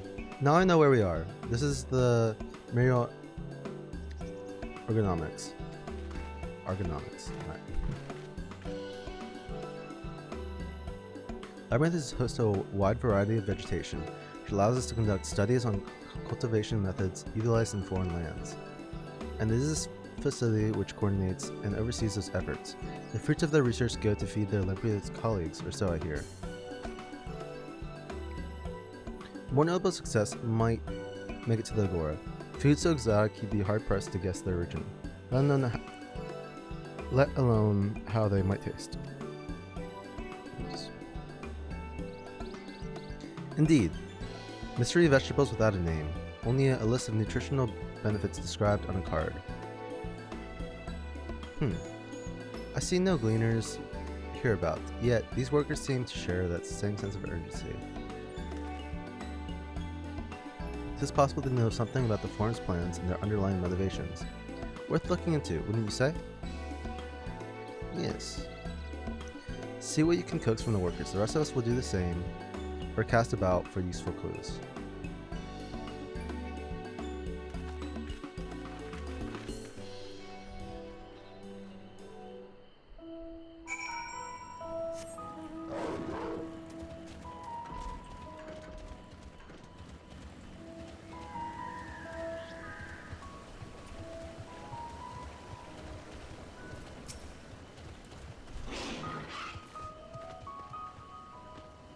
What crops are we raising? Well, as you can see, this one is a variety of grape. Only needs a good source of sunlight to grow, and the conditions here are nothing short of perfect. Hardly surprising given that it's native to a particular locale in the very place upon which Labyrinthos was modeled, a region in the south of Isambard. It boasts remarkable habitat diversity, allowing for a myriad of flora and fauna to thrive. Chilly peaks in the north give way to swathes of temperature plains, which in turn transition into a hot, humid coastline. Such bountiful territory is ever contested, as you might expect. It used to be called Corvos before the Imperials renamed it Locos Menos. Oh, so this is where Grahatia is from. Yeah, we talked about that earlier. The forum saw it not as a prize, however, but as a researcher's ideal environment, one which climates we strove to recreate within the confines of Labyrinthos. It since provided a rich foundations for countless experiments and cultivation.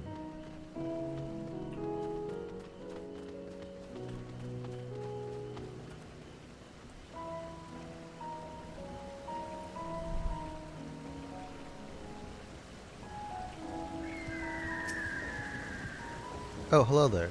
We weren't expecting visitors, not with the use of the lift being restricted. How did you make it down here anyway?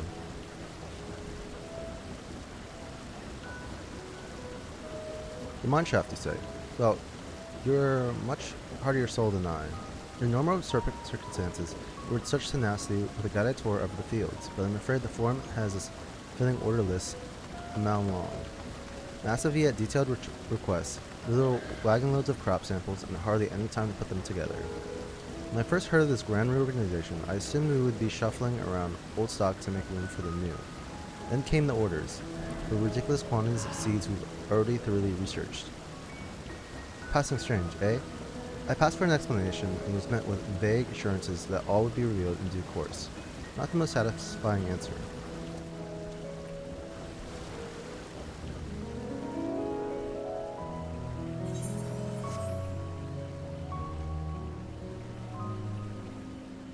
Okay, what else do we do? Yeah, stores, all of that stuff like that.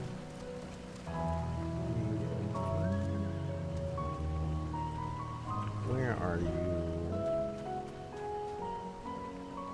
There's one more.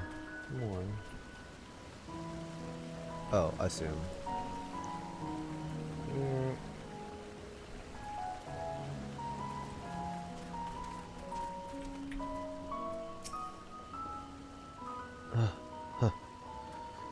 Do I have aught to be taken down below? More than I can carry and then some. Most for stock is sent off via the cargo lift, but some has been earmarked for aerial transport, hence the stock of crates atop the hill over there. God, hauling the lot up that slope was a job and a half.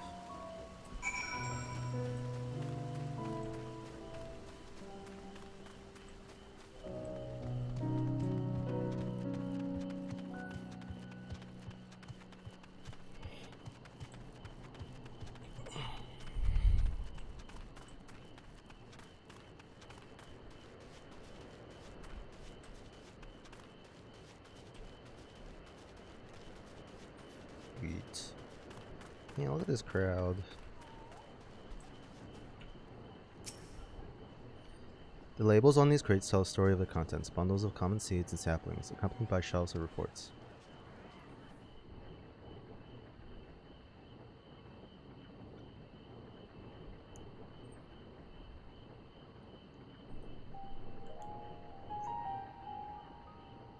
Ooh, pretty flowers.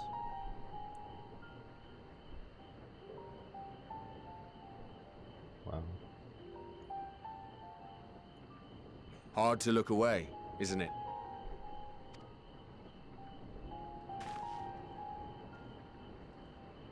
But they're more than pretty flowers. Heart blooms are attuned to ambient emotion.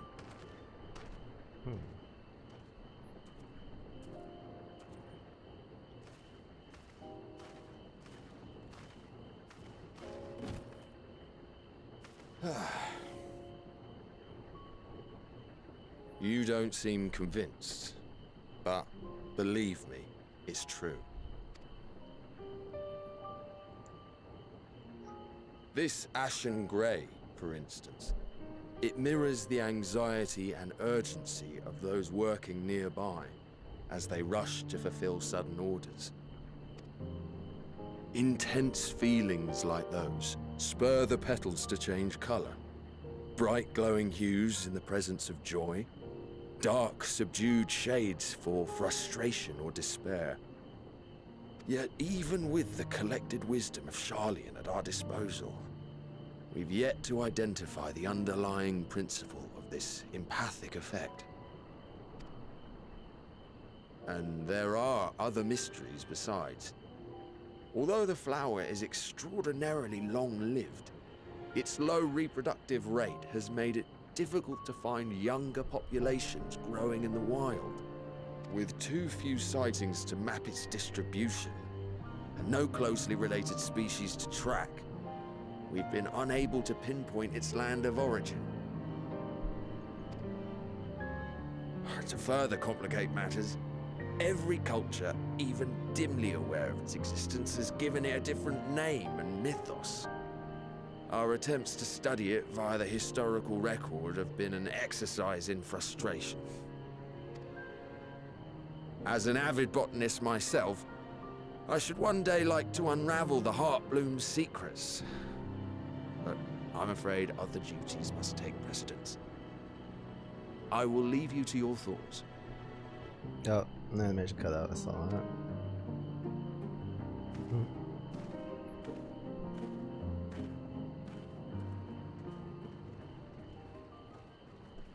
My friends.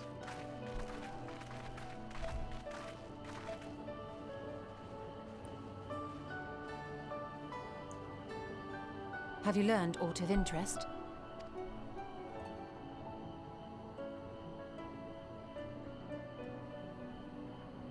A flower that reacts to one's feelings? Strange.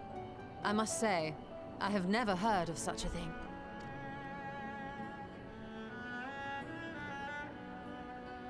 This is all very fascinating.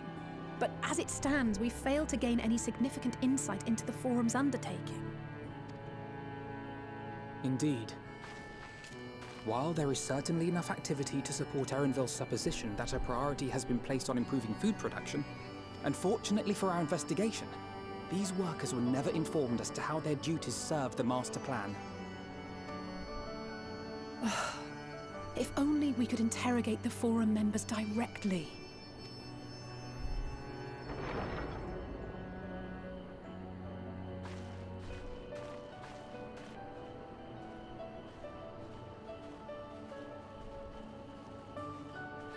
Isn't that the entrance to the Archaeum? There he is. Look, there. I think that's Erenville. A little difficult to tell from here, but I think you're right. He did say he was coming down to make his report. Erenville receives his orders from the Forum. Would it not follow, then, that the superior to whom he reports is a Forum member, or at least a close associate? You mean to eavesdrop on their conversation? What of the risks? Ours alone to bear. We won't interfere with Erenville's work, nor will he be implicated as an accomplice. If you're not comfortable taking part, I can do this alone. Nay. I said myself that I wished to know Father's intentions. and no answers will be forthcoming should we simply ask nicely.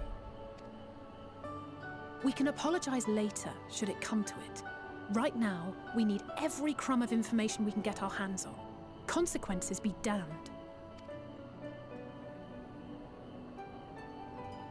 It might be best if you came along as well. In fact, we should all...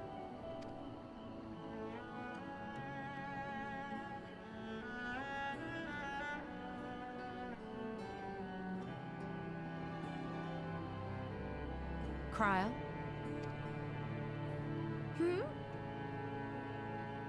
Oh, yes. That certainly sounds like a plan. I'm glad you agree.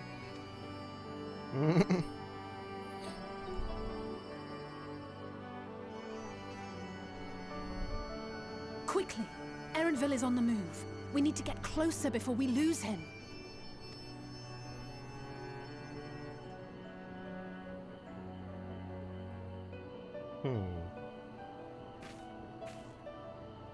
Almost. I can almost reach you.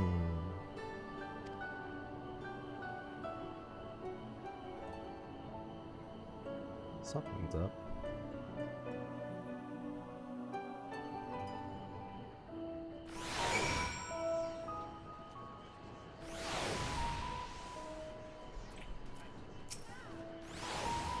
Is Crilly still feeling unwell? I've never seen her so distracted. Keep an eye on her, but keep moving too. We cannot let our quarry slip away.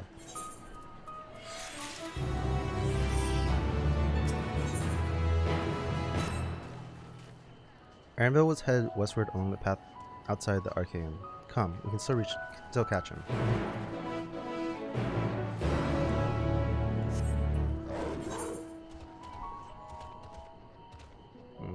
Let's see.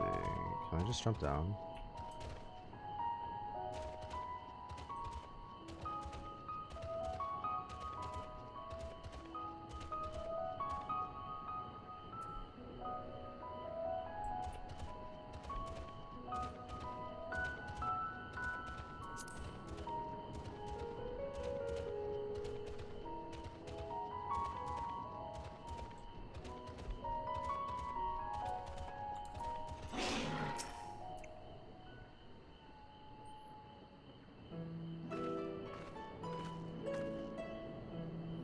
Hold a moment.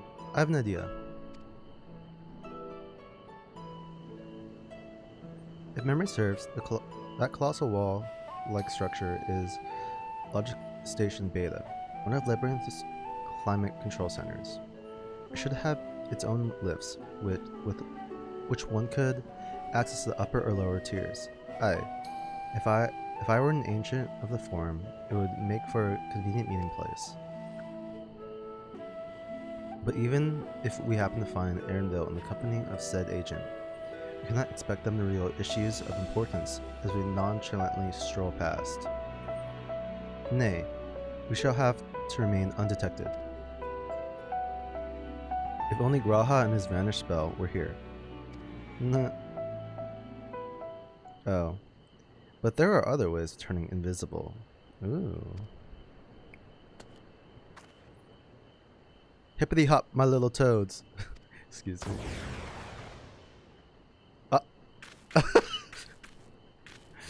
Goodness.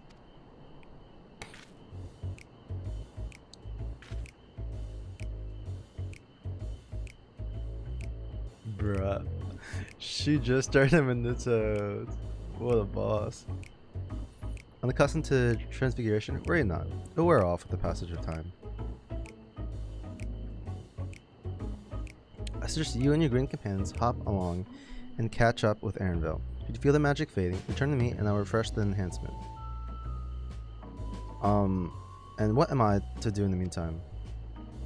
Wait here with me. In your current state of mind, you'd be likely to leap into the jaws of a predator as you would learn anything of note. Damn. Which reminds me, where are the creatures hereabouts? In that form, you are essentially defenseless. You have changed into a toad. You must remain transfigured in order to progress with quest objectives.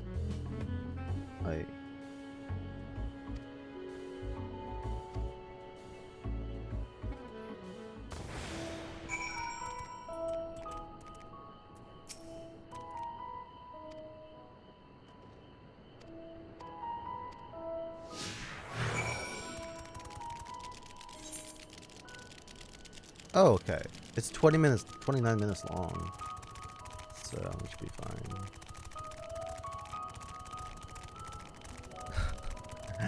This is pretty funny. Oh! Yeah. Let's go here. See a wee big predator.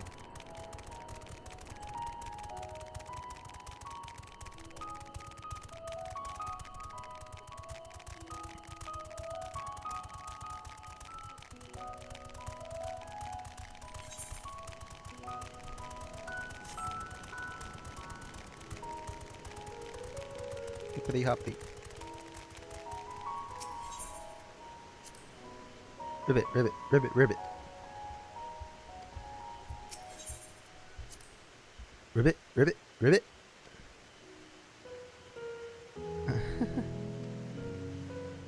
Ah.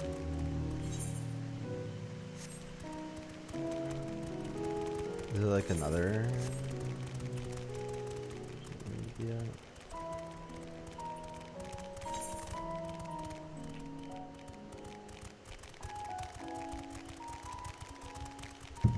Where else do I go?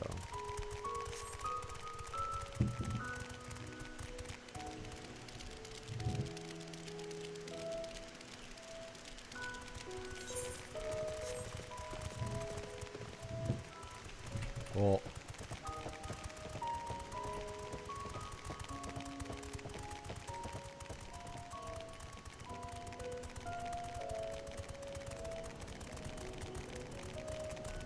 You don't see me. You don't see me. You don't see me.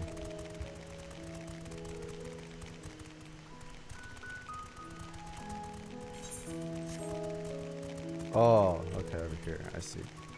I see, I see.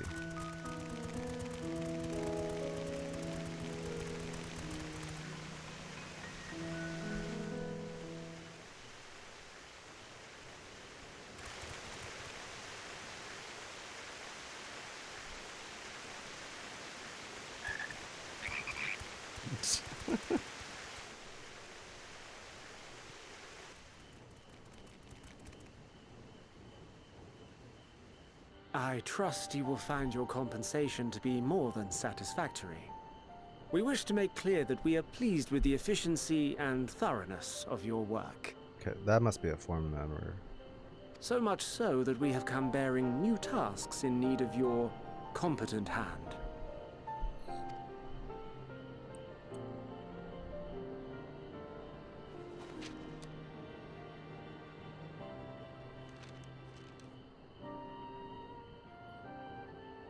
Another lengthy list.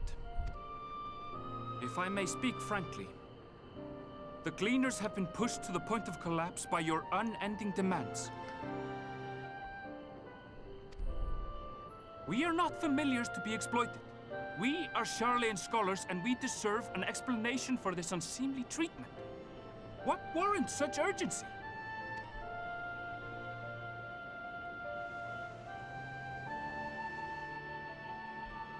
In an age long past, Sharlayan was charged with a momentous duty. And now that word of the final days hangs heavy in the air, the time has come for us to fulfill that charge. I can say no more, but I promise you this. All will be revealed in due course. And when it has, you will understand that your toil was in service to the greatest good. Something's about afoot.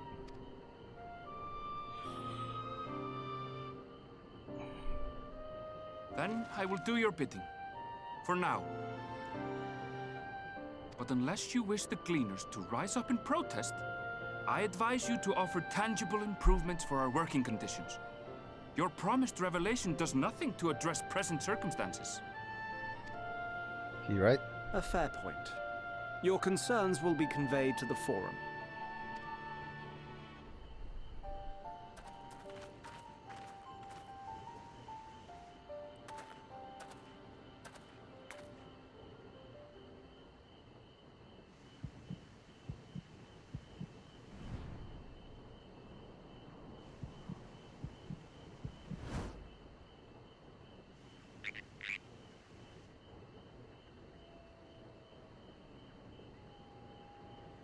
I hope that was informative. You may consider my debt to you repaid in full. He caught us. Fuck. How do you know? While I do have my reservations about the Forum, I want to believe that they have our best interests at heart. Which is why I'm reassured that you're busy sniffing out the truth of things. We can ill afford to place all our eggs in one basket, this master plan of theirs, without first understanding the risks involved. This man is perceptive.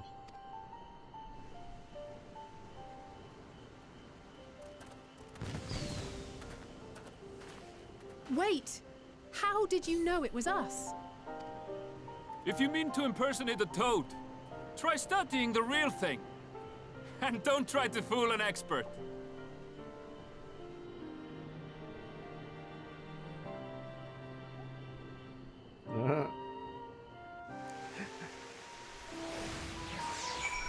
Damn.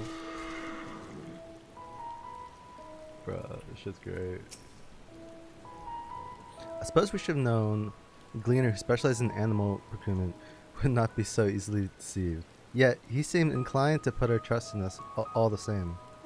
More importantly, perhaps, we discovered a new piece of the puzzle, this monumentous duty from the forum agent mentioned. Charlian has been called to action, and Telefroy's delecration was the catalyst. Whatever charge it is they hope to fulfill, they deem it to be of sufficient import to disrupt all of Labyrinthos, not to mention ignore Erose's request for aid.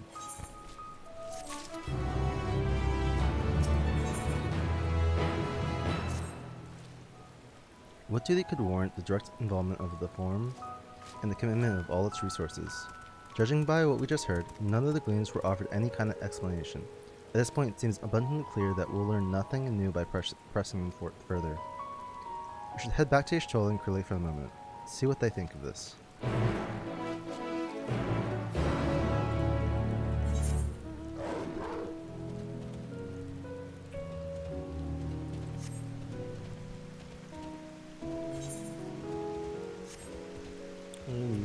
Tread back.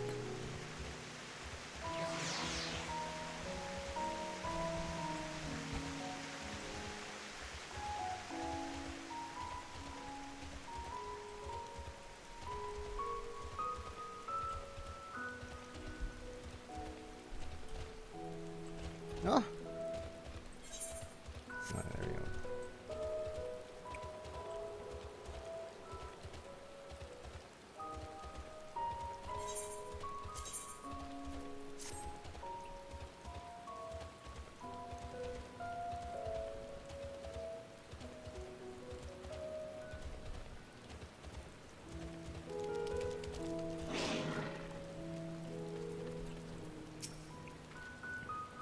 Welcome back. I trust you found Erenville then.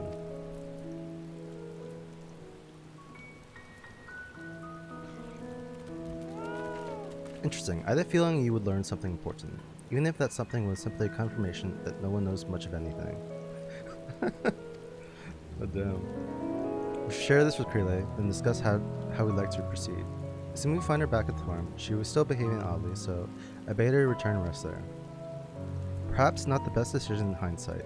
Would you mind checking near those flowers she was so entranced by? The rest of us can survey the more distinct areas, just in case she would decide to wander.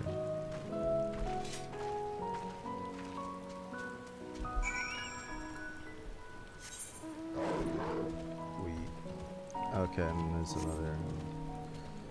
Also, I think. What was it? Collection.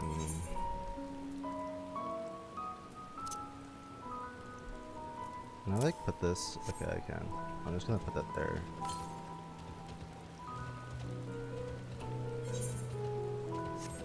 Yeah, I should be using this while I travels. Find these ether currents.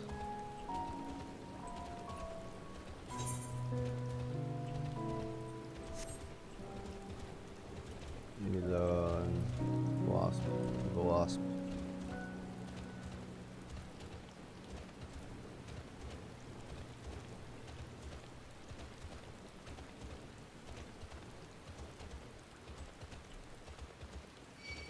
Oh. Oh, you wanna fight? You wanna fight? Let's go.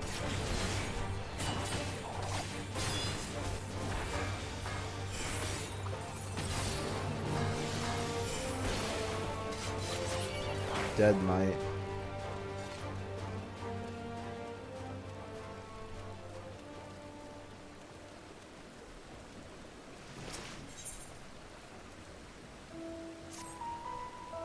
Oh, dearie me.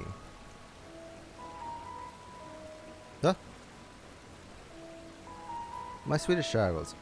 One of the Archon's precious samples has fled. You have no idea what I'm talking about, do you? My apologies. I'm Miletia, an archivist. The Archon is home to various samples collected from all across the star. What such specimen has just escaped? A young troll to be specific. Oh, I hope he hasn't been set upon by the local predators. Listen, I promise to compensate you, so could you please help me retrieve the specimen?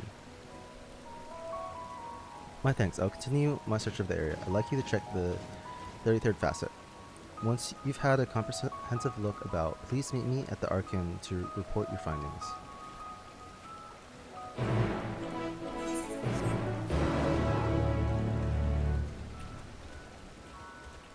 Okay, now we find... Yeah, wherever you are. Where are you? Where are you?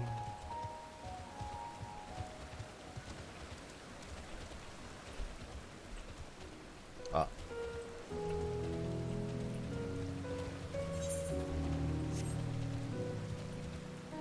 Oh, maybe she's like outside. I can't jump over the gate. Right.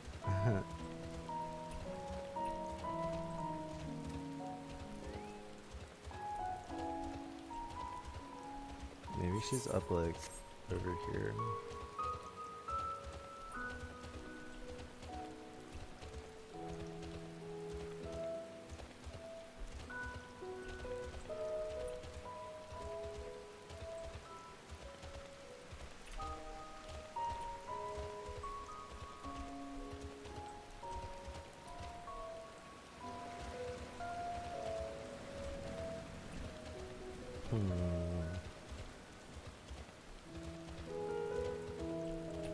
Feeling.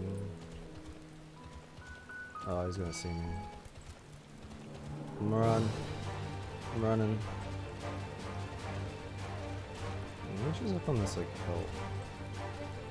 Ah. Oh, there you are.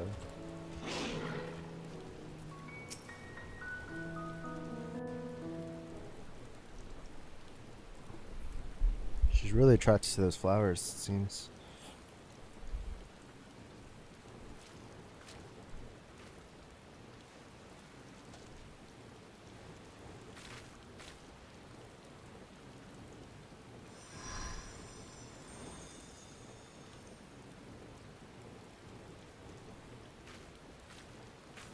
For you. The spell will keep it from wilting. She said you would need it for the journey ahead.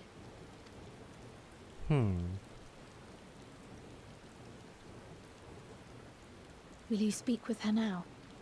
I cannot hope to match Minfilia's clarity, of course, but...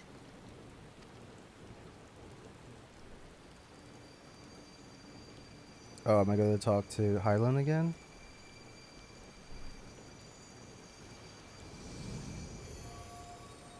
Thank you.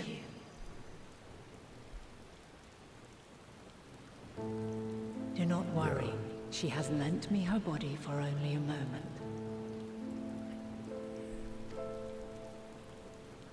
Just as I could not save the first from the flood of light, it has become arduous for me to interact with the physical world without assistance. Though I might converse with you for a time, the incorporeal form I assumed on the ship would be incapable of casting even the simplest enchantment. It is in the depths of the ethereal sea, the place to which all life returns, where my influence is greatest.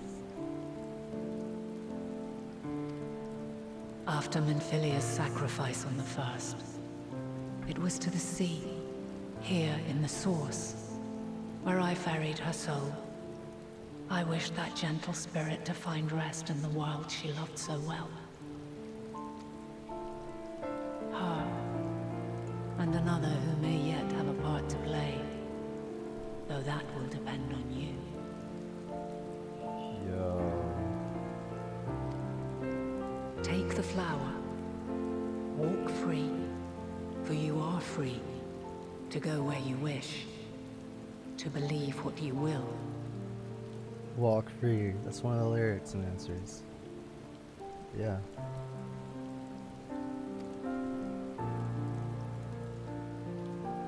That bloom will be your guide, test and proof of your conviction.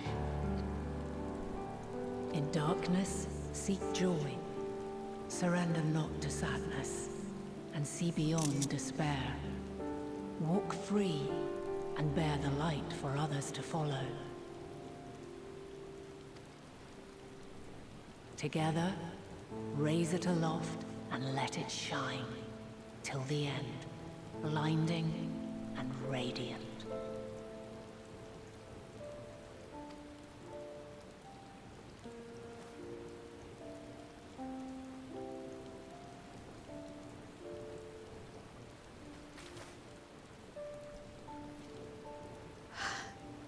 Was all too brief. Already she seems so far away.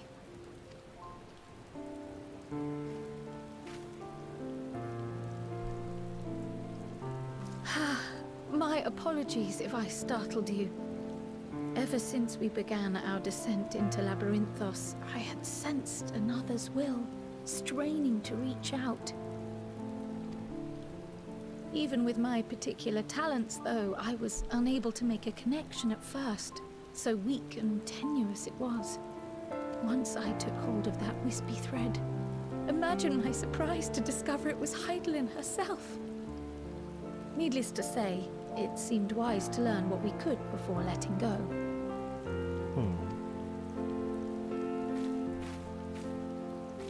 Her answers were more cryptic than I would have liked.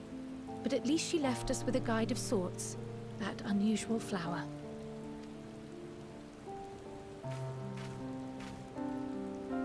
Yes, we are definitely making progress. You can't be serious! We've done nothing wrong!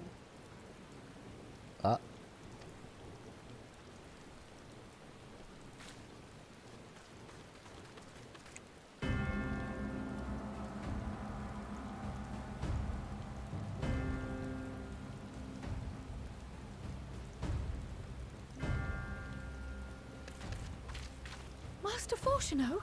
What business has the Forum with us? Obstruction and suppression, apparently. Mistress Baldessian, our records show you facilitated the Scions' entrance into Sharlayan by claiming them as assistants for your organization. We are aware of your investigations. After alerting the major institutions to the presence of potential troublemakers, we received word from an Archean custodian, a group operating under the auspices of the students, skulking about Labyrinthos and engaging in clandestine behavior. Bruh. Clandestine? We may not have entered Sharlayan as Scions, but we did naught to conceal our identities. Our only purpose in this city is to seek the truth. I can think of no reason why our actions should warrant the Forum's intervention. 'Tis not our way to discourage the pursuit of knowledge, but the timing of such pursuits must be considered, not to mention their potential impact.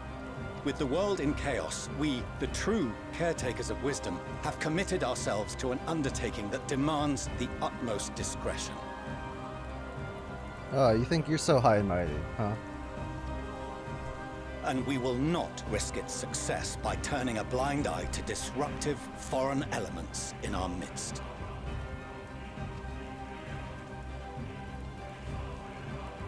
What then is to be our fate? Will you put us on a ship back to Eorzea? The Forum will convene to examine your case. The results of said inquiry will determine your future in this city. As for your absent companion, he has already been detained. Wait. We got Alice, Alfie, Stola, Creelet, me. Wait. Graha! But why? Is reading a crime now, too? Reading is encouraged, celebrated even. Not, however, of the volumes shelved in the restricted section of the library.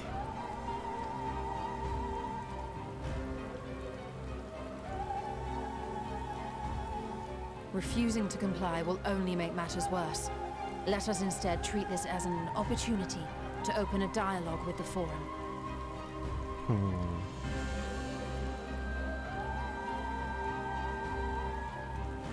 Silence is often one's best defense. I would advise against prolonging the proceedings with frivolous discourse. Okay. But enough. This is not the place for debate. The rostra await.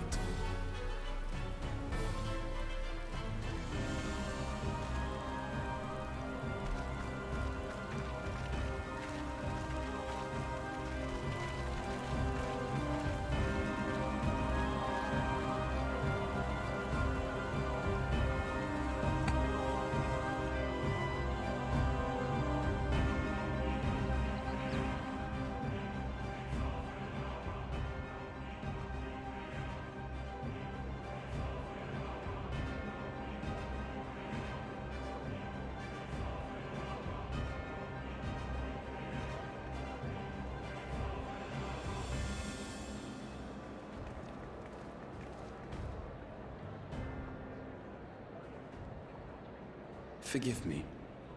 I was careless. We would have been detained regardless. This way, at least, we managed to stay together. I trust your time within the Forbidden Archives was well spent.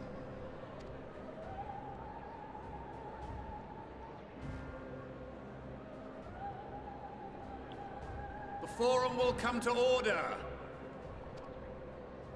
This inquiry is now in session. As Speaker-elect, I will be presiding over the day's proceedings. Master Fortuner, would you be so kind as to restate the matter which compelled you to summon your colleagues with such urgency?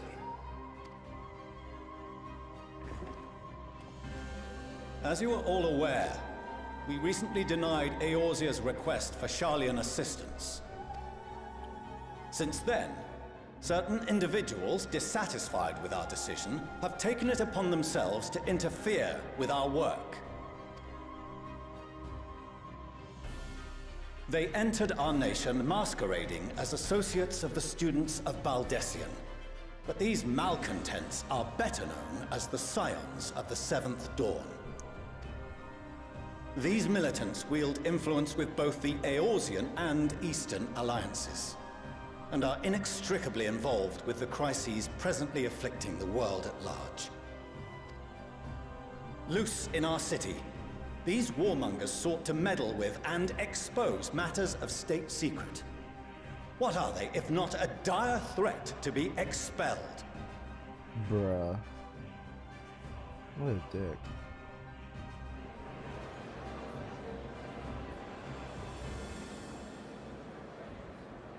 You have tarnished the good name of the students. Galuf would be ashamed.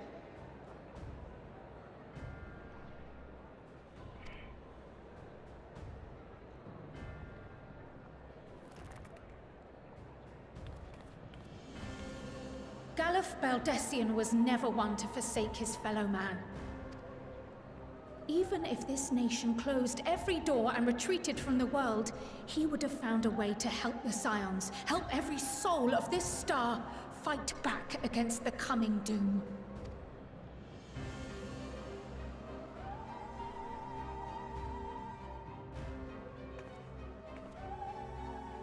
A terrible enemy stands poised to lay waste to all we hold dear. In the face of such madness, Eorzea reached out to Sharlayan, a respected ally, in the hopes of forming a united front. Was your curt dismissal truly the best you could offer? Or are you so preoccupied with your momentous duty of an age-long past that even the end of the world is unworthy of your attention?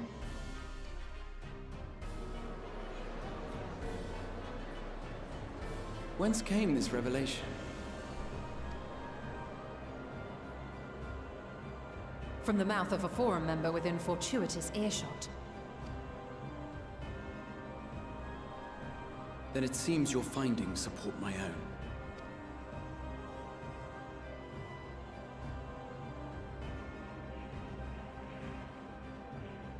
The reason I visited the restricted shelves was to study records of the Forum's policymaking process, to better understand the historical trends underlying their most major decisions. At first glance, the positions of neutrality in war and the accumulation of knowledge above all else appear constant and consistent, the unchanging pillars of Sharlayan society. And once upon a time, I might have left it at that. These days, however, I am more attuned to the subtleties of governance, and so I noticed something odd.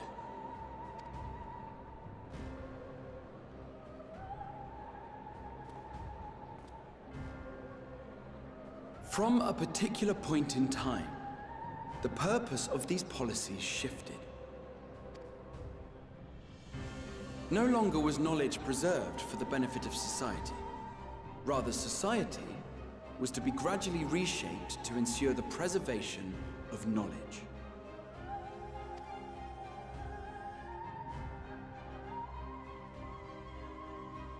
The most conspicuous and telling change was the one which befell Labyrinthos. Once little more than an oversized storehouse, an enormous allocation of funds saw it transformed into an advanced research and archival facility. I also discovered a fascinating account on the finances of our Dravanian colony. The settlement attracted students from far and wide, and the connections and tuition fees thus acquired were funneled into further improvements for the archives. Now, there is no question that our nation's progress is tied to the acquisition of wisdom. Nevertheless, the vast resources diverted for this purpose borders on the obscene.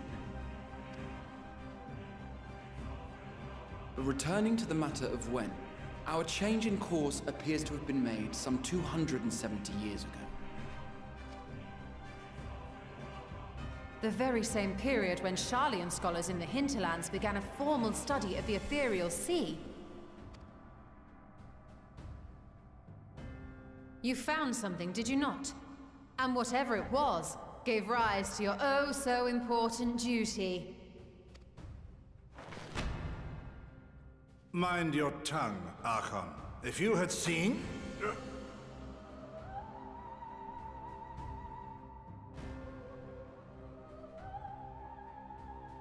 Yes. We are bound by a duty we cannot ignore. Knowing this, what would you have us do?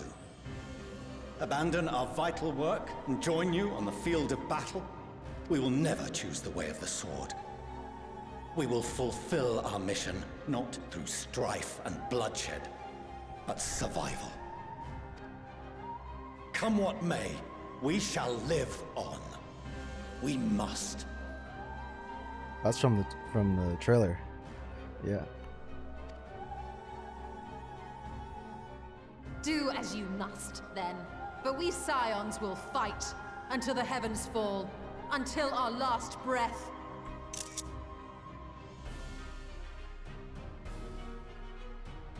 Yep. It's the scene.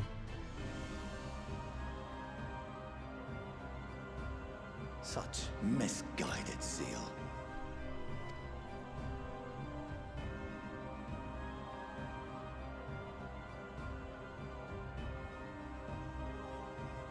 Father, Master Fortuner. I fail to understand the stance you have elected to take.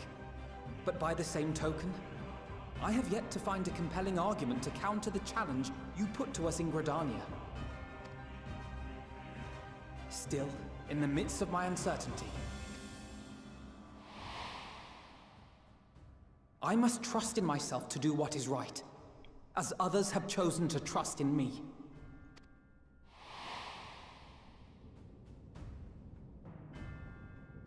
So I will continue, as I always have, weighing the consequences of my every action, and allowing my hope for the future to inform my decisions.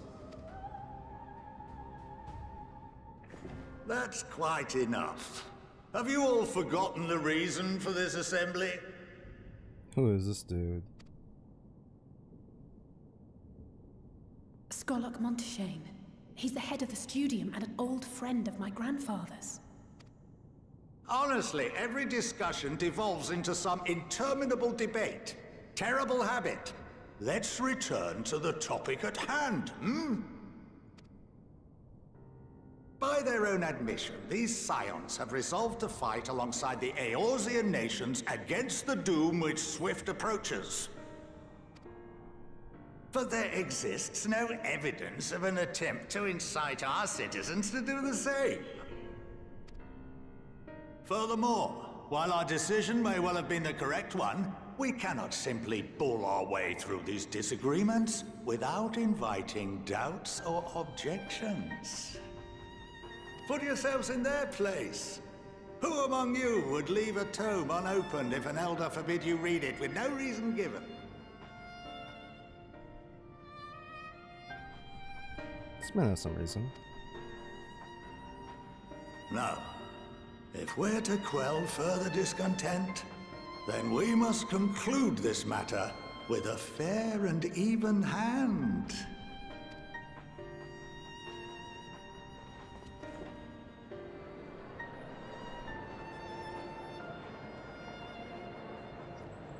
Order! We will have order!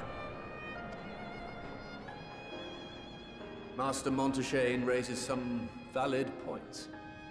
Keeping such concerns in mind, I propose we enforce the following measures.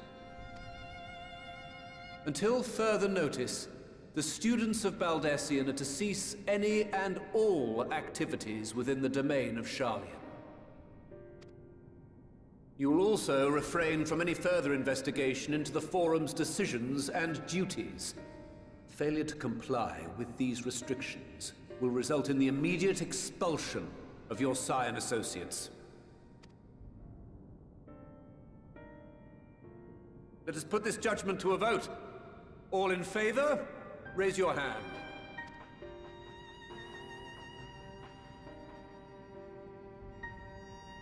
Only a few. Or maybe it's even.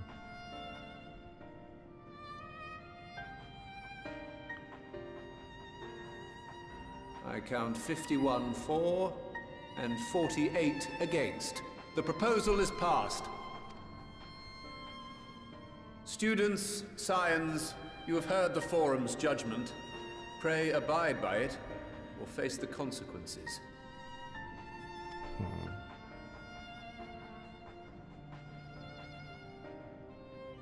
Honored members, I thank you for your time. This inquiry is concluded.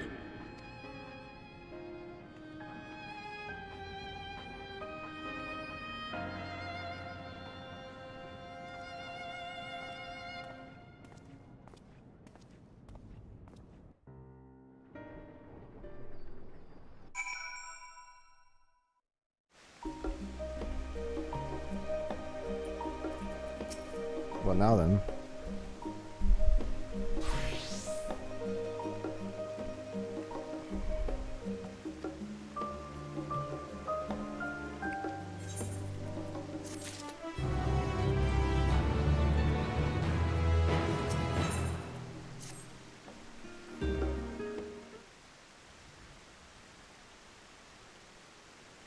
The overall picture has grown clearer, yes. But that's in spite of the Forum being so maddeningly vague about this duty of theirs. Why are they so reluctant to explain their actions in plain words? Survival, come what may. His father's work so vital that it takes precedence over his own family. Alphinaud, Alistair, it is you.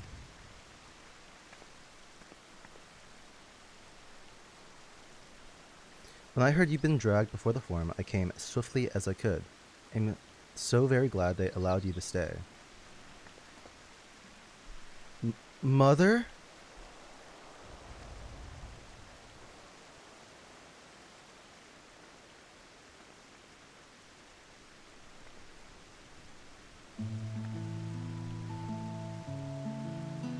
I'm Lance Laviar, at your service. And you fine people must be the Scions of the Seventh Dawn. How lovely it is to finally meet you. Wow, what a contrast to their father.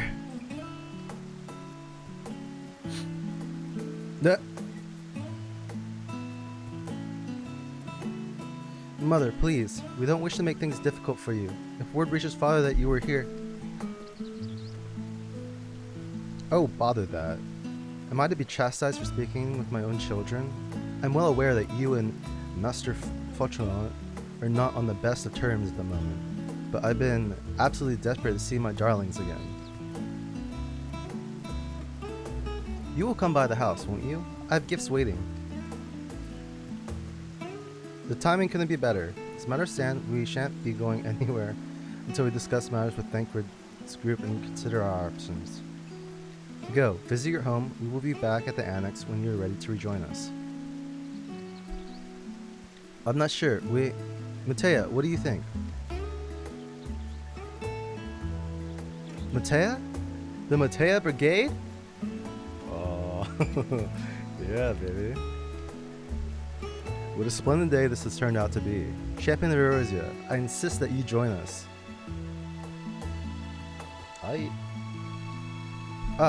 But must be quick about it. Not for my own benefit, but should my husband return and find you enjoying our hospitality, the servants will be mad to suffer the consequences.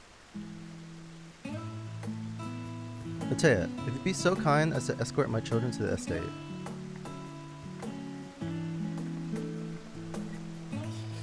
And then she was gone, and with any opportunity to protest. Indeed, the matter is settled. Enjoy yourselves, you three.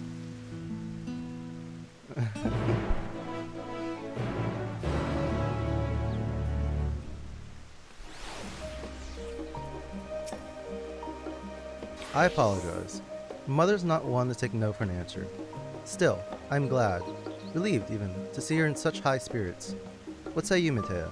Though it seems we shall have little enough time to enjoy it, will you accompany us on our visit home? Fine. If we're going, then let's get it over with. But be sure to stay in the entrance hall. No peeking into our private chambers. Thank you very much. Why ever not? Your room was always perfectly neat and tidy.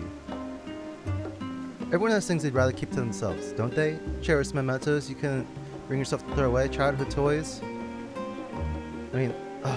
Gah. Never mind. Livier Estate is that way. Straight down the stairs. Come on.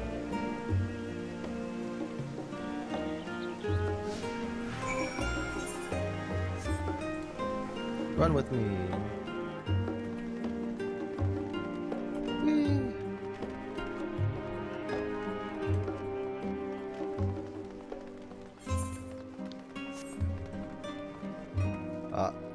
What is this?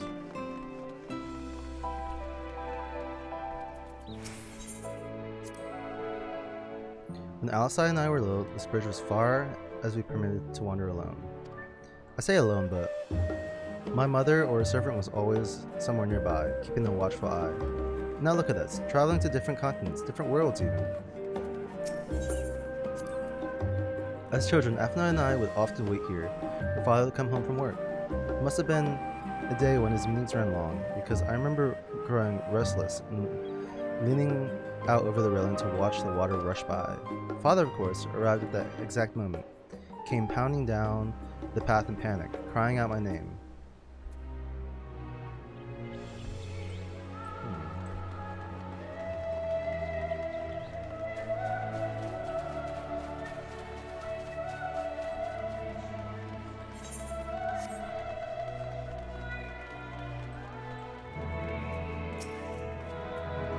Here you are, lass. Please, do come in.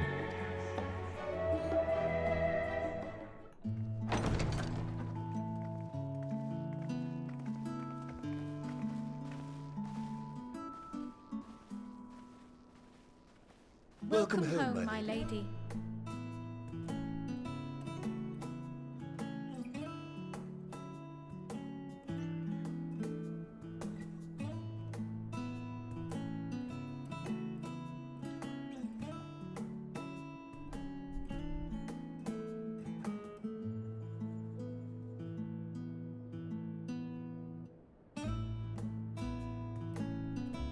What? What are you gawping at?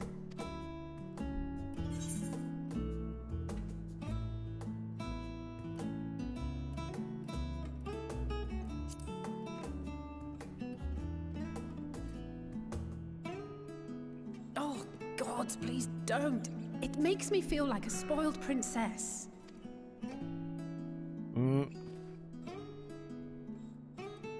Lord Fourcheneau is not to hear of this visit. And I should also like the children to have their gifts, ere my husband makes his return. As you wish, my lady.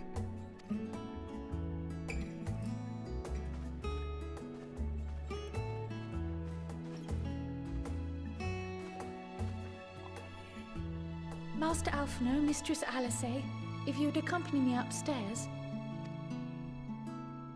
We shan't be long.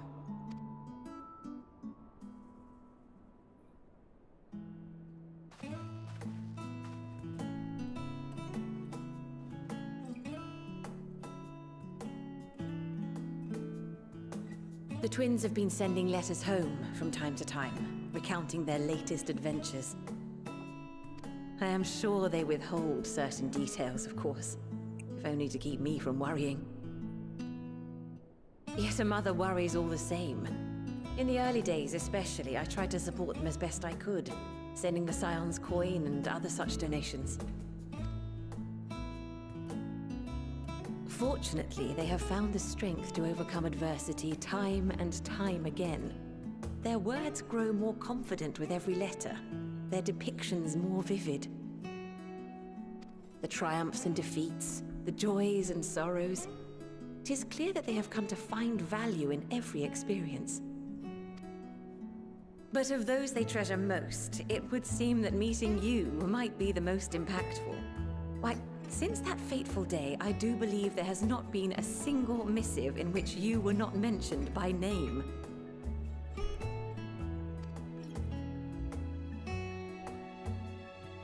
I'm humbled. 'Tis plain they care for you, and I am glad they have such a steadfast companion watching over them.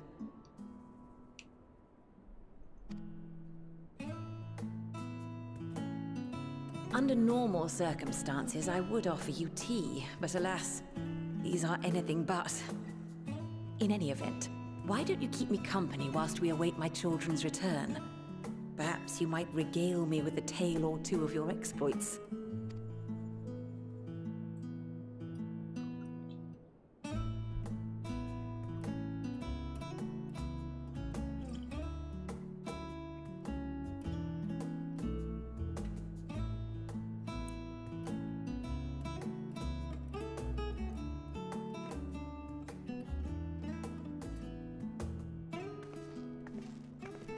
When you mentioned gifts, I wasn't sure what to expect.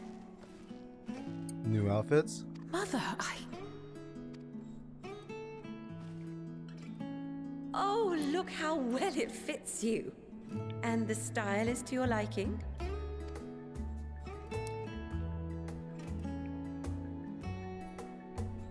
It's perfect.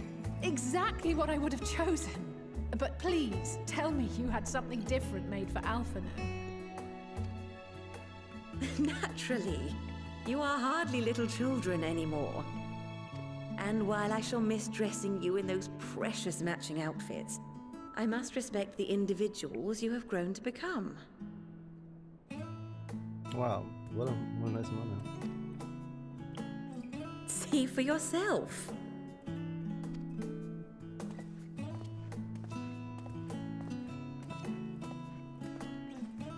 Thank you for the splendid clothes, Mother. Stylish, comfortable, and eminently practical. They're matching their jobs too. I am so glad you like them. They are, however, missing one final touch.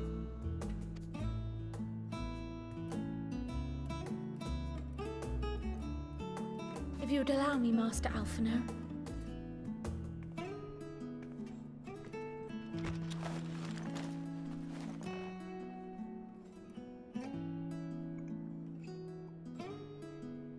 Sage. Hell yeah. Wait. Are these... A sage's tools of the trade. They belonged to your father.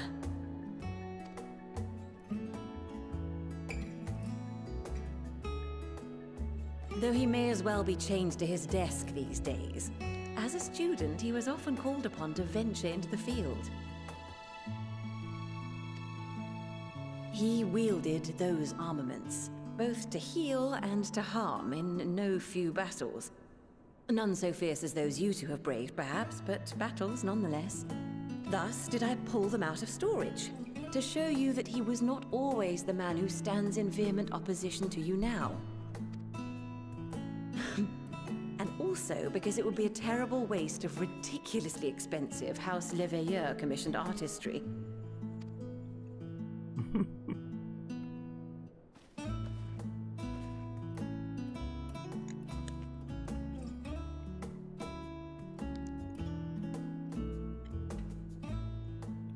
I am told these devices are quite difficult to master, but someone of your extensive experience should soon have them darting about with grace and aplomb. May the wisdom in that crystal serve you well. And please, try to find common ground with your father, that you might come and go without need for this awful subterfuge.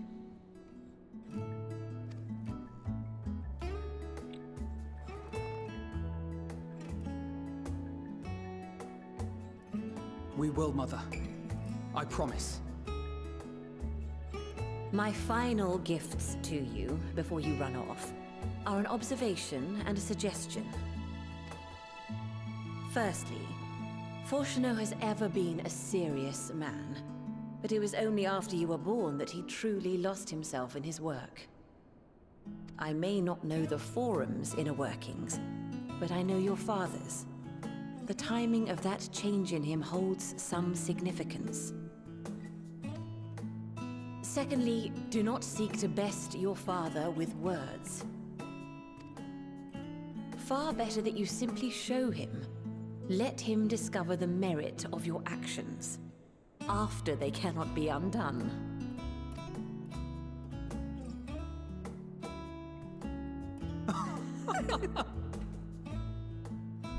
Oh, Mother.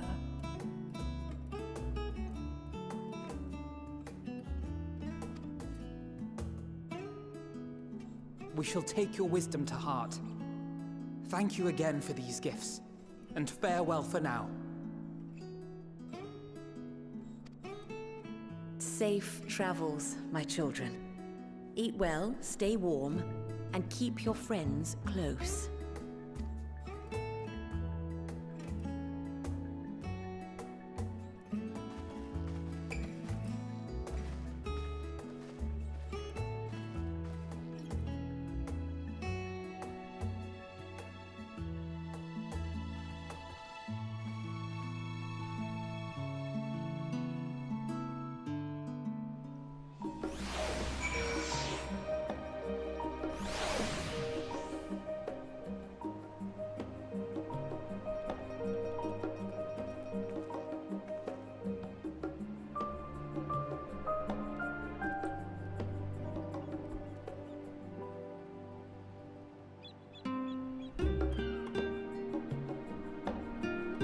Oh shit.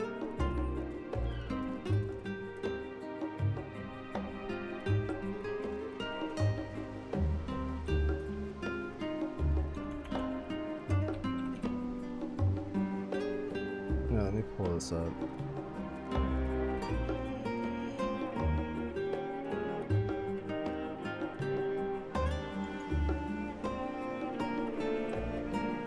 Let me message him. Friends. Couldn't get in. Yeah, it's been difficult.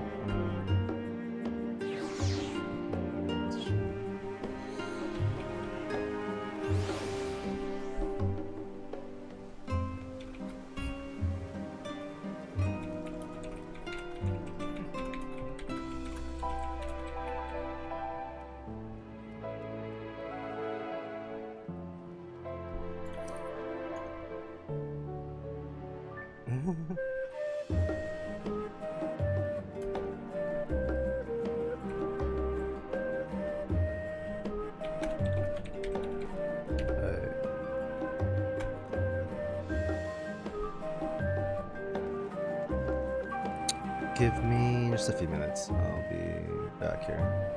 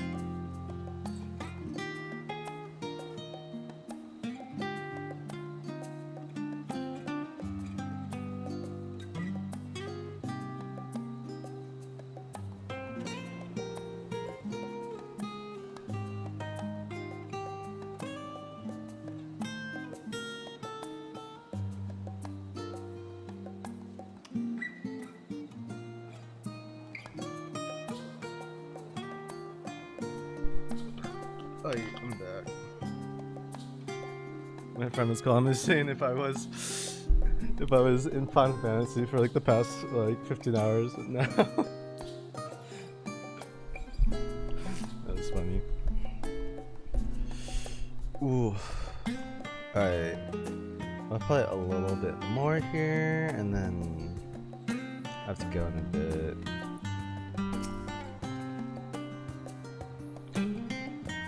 Thank you for indulging Mother's request. I can see it meant a lot to her, and I, should refrain from inquiring as to the content of your private conversation. Our visit was all too brief. For now, however, it will have to suffice, as will these tokens of home we carry with us, these gifts to help us remember who we are and whence we came.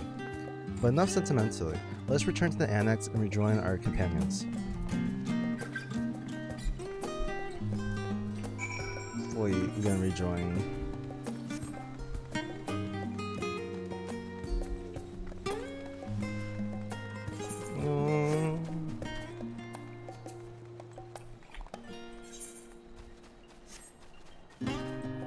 Oh, yeah, I can't jump over there.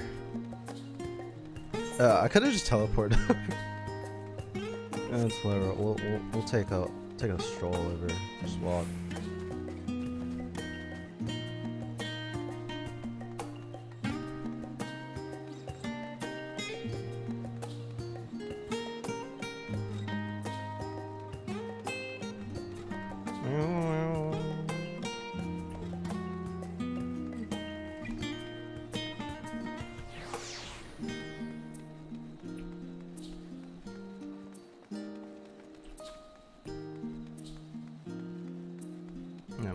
I need to get better at looking at chat though. Rick messaged me and I missed it, so I had to message him on Discord.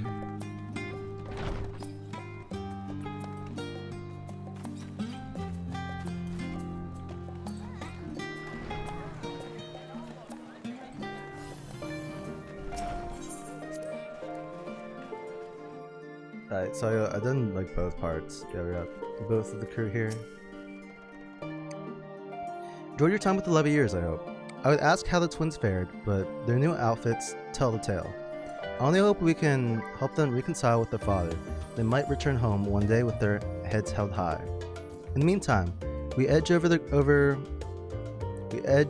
closer to the secret the Forum strives to hide, and the flower bequeathed you by Highland is sure to guide us going forward. I'm confident that once we've heard your report from Thabner, we'll be well equipped to plot out our next move. Now we've done both. Let's see. Since there has been progress in both investigations, shall we share the findings from our respective locales?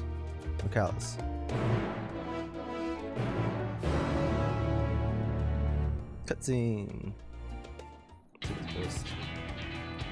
No, it's making that music, so I don't think it is.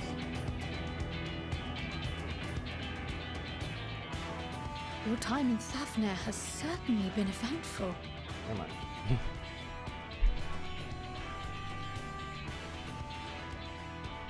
In my opinion, carrying out Vitra's request and assaulting the Tower of Zot should be our highest priority.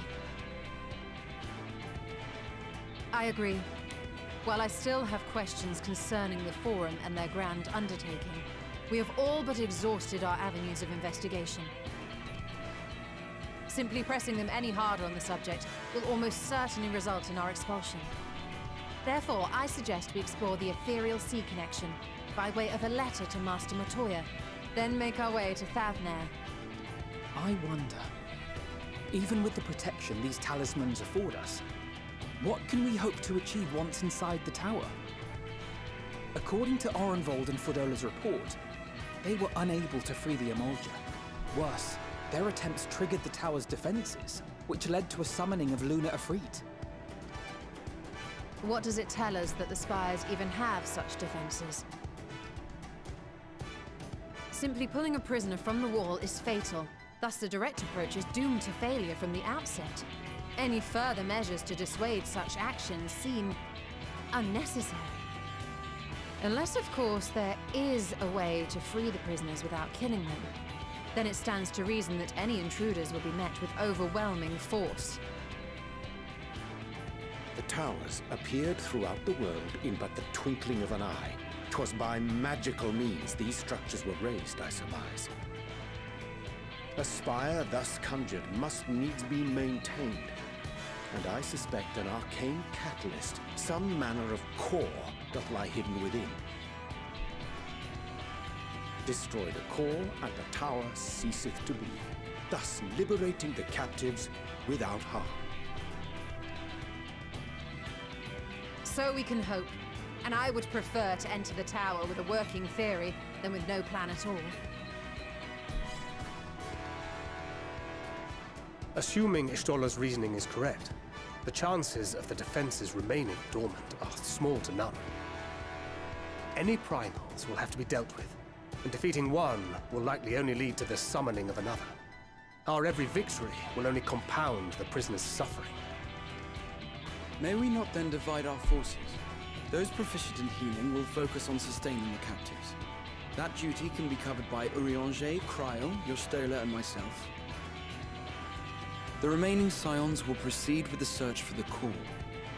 Admittedly, this strategy puts both parties at greater risk, but it should bolster our chances of saving the Arcosodra by a considerable margin.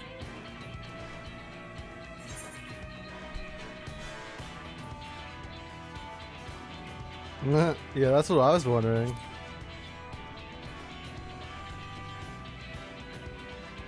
If you're to fight primals, then you'd best have at least one healer with you. And I am more than happy to fulfill that role. I found wielding a sage's armament to be rather intuitive, and look forward to testing them against a more challenging foe. I'm gonna have to level Sage up at some point too. I think I'm gonna go through this. Yeah, I'm going through the story as a ninja. I'm gonna do Reaper, and then I'll do Sage, probably. That sounds about right. It seems we have a plan. All that remains is to carry it out. I will inform Radzit-Han of our movements, so let us make our preparations and regroup near the tower. The military post in what's left of the Hamsa hatchery should serve as a convenient staging point. Oh yeah. That sounds perfect. And remember, the experimental aetherite at the confluence is there for those who need it, so there's no excuse for being late. Let's get it. Yeah.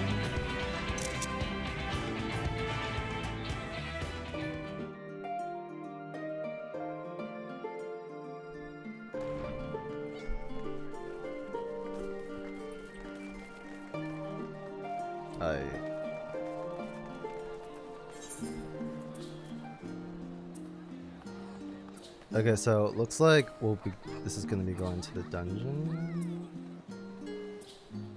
Yeah, I think we'll stop on the story here.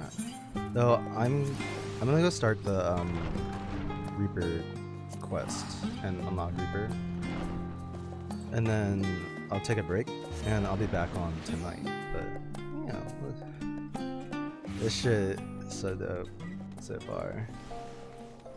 I can't wait to get my friend Stamper to this point. I want to see. I don't know where he is. I think he's in Stormblood, but I want to see his reaction going through Shadowbringers and then through Endwalker. So.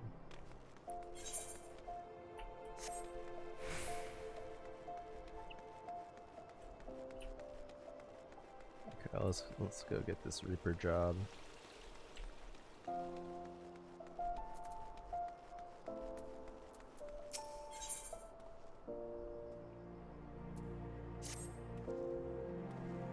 You there. You're the fighting sort, yes? And by the looks of it, one of no mean skill. My employer is desperate in need of a woman of your talents, you see. He's the best. He's been beset by threats from an unsevered group of thugs known as the Lumières. Your leader demands my master part with some of his considerable wealth. Well, I'll just have to tell you they call her the Reaper, and leave the rest to your imagination. We don't intend to acquiesce to these churlish demands without a fight, and a stout arm by our side would go far to ensure our survival. Your arm, perhaps. In case the opportunity to perform a good deed isn't enticement enough, please be reminded that my master possesses considerable wealth. If you would aid us, come with haste to the Sapphire Avenue Exchange, where we make our stand against these brutes.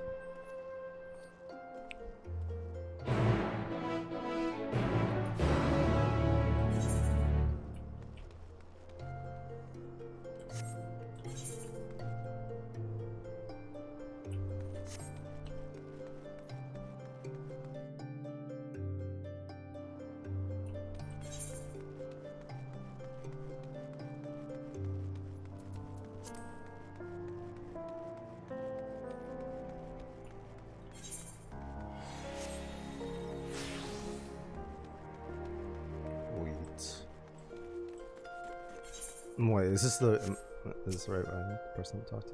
I think so.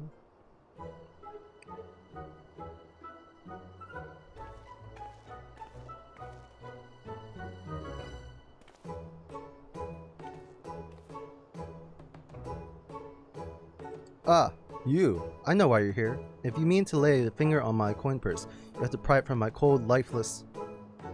Master, she's a friend. The adventure has agreed to help. We'll show the Reaper what her empty imitations are worth.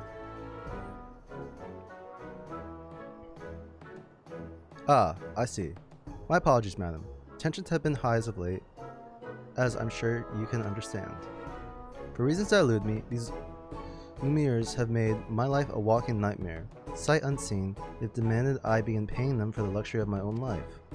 Rumors abound of their origins. Some say they are the debtors of some barbaric nation. They flaunt our laws and threaten their betters with impunity. They're led by a dead-eyed killer who draws her scythe at the smallest slight. Yeah. Refuse their payments of coin, and she takes her share of your lifeblood instead. Rubbish, I say. Reaper's not but a toothless bandit. Interesting theory you have there. Care to test it?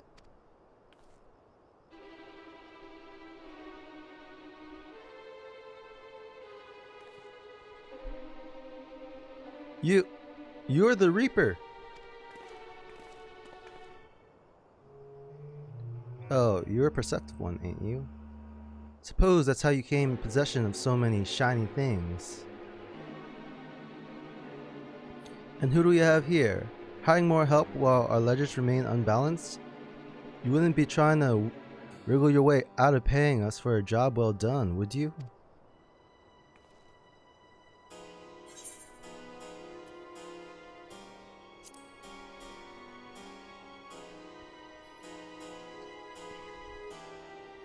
My, how do you keep the lies straight? You didn't tell your hired muscle here what great friends we were. So great, in fact, that you trusted none other than me and mine to put the scare into your competition. A job we were happy to do. You can't find your fortune in this fair city without stepping over a few bodies on the way, after all. As flexible as our morals are, I'm afraid without the coin to bend them, we only have one recourse, unless...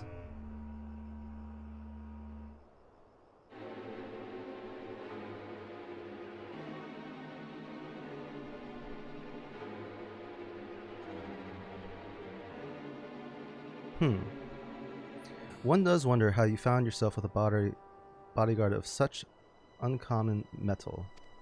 Aye, not an ounce of fear in that gaze, and not a mote of puffed-up arrogance either. This last, my dear Gigio, is the genuine article. Thank you for the compliment. She has what we in the mercenary trade call the killer instinct.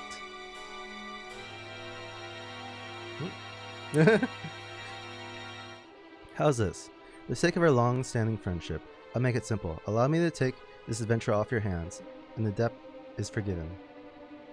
What? That's all? I believe this is what them in your trade call a bargain. As for you, Venture, it seems you've been made a free agent. But if you're so inclined to put those instincts of yours to use, come and visit our headquarters in Pearl Lane. The door is open.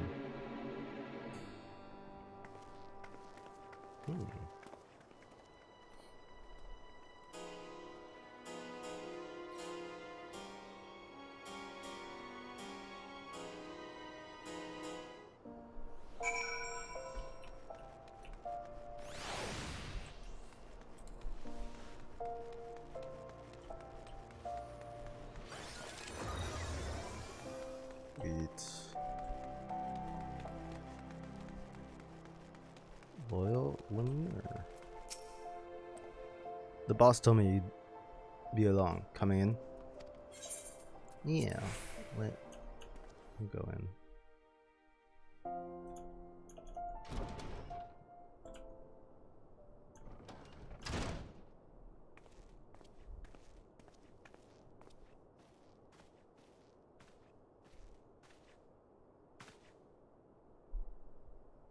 Boss, the guest of honor has arrived.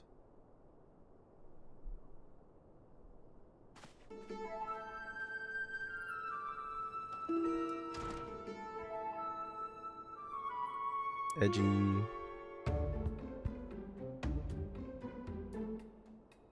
Ah, the savior of Almigo and Doma deigns to appear before me. Oh, so she knows about me. I've heard all about you. It's hard not to in this line of work. The stories paint you as ferociously incarnate, a force of nature few have survived. Peace, friend. I've no desire to put the killer to proof personally. I don't have a death wish. You can call me Drusilla. I'm a Reaper, one of many, and the leader of this little family here. As to why I invited you into our home, there's a job I'd like you to take care of for me.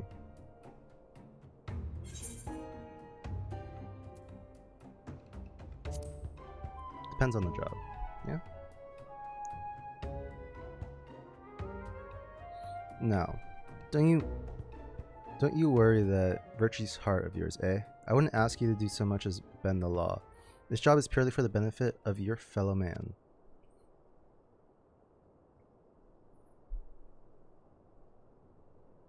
All you have to do is kill one for me. Though perhaps kill ain't the right word, seeing as he's already dead. I was about to say. Don't look so surprised. I know you've seen the dead walk. This time you'd be against a void scent. Come here to unleash its singular brand of wickedness upon the world. It won't be an easy task. The evil driving this monster is black as void and near as deep. Countless souls have succumbed to its hunger. Worthy prey for one inclined to heroics, don't you think? You can't face it as you are, though. Store it as your strength may be. I'll need to train you in techniques. Techniques that'll let you pierce the void and slaughter its kin.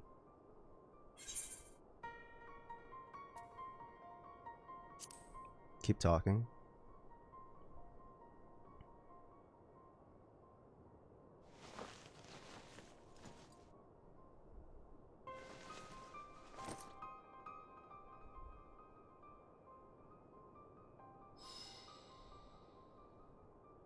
Alamigan. Not me. Garlean, yeah. Don't see many Garlands in Ulda, do you? Let alone ones as savage as this. Save your startled gasps. I'm not out of surprises yet. Reaper Dropstone. Hold your hand out to the crystal here. If you're made of stuff I think you are, then you're in for a treat.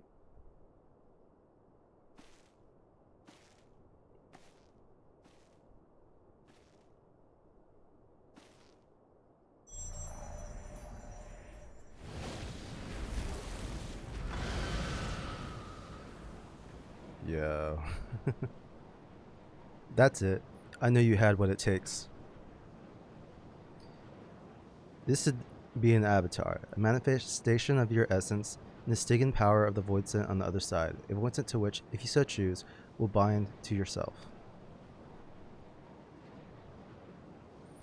You'll gain skills unlike anything you've ever known. Skills that have allowed people like me to operate in the shadows and kill those that need killing since time immemorial.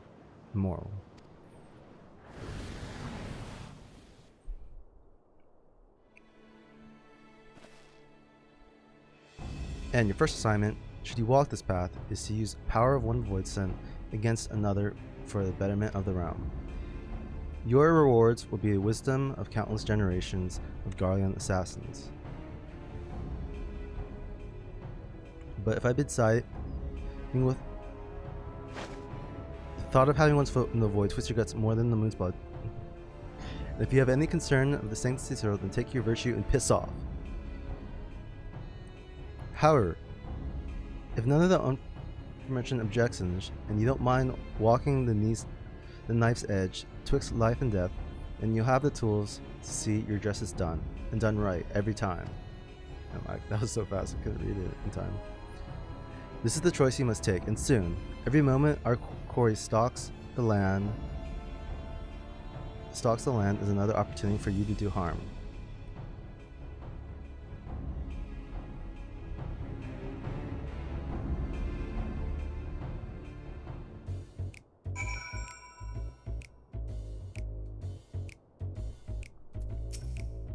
I take it you come to the decision, am I right? There'll be no turning away once you've chosen, mind you.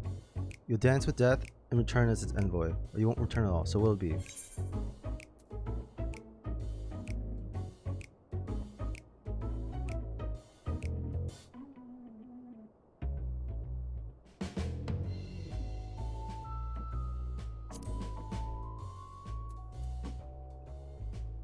Very good, then let's not waste time. Take up this crystal and attest to both worlds that you walk as a reaper. Bind yourself to the void and claim your strength that the weak of hearts shun. Be the avatar at your side, does the voice bring its power to bear, feeding upon the souls of the fiends you cut down in return. Not a bad arrangement, eh? But I'm sure you tire of words. Here, the traditional weapon of our order. Let's see how it looks strapped to your back. Bet.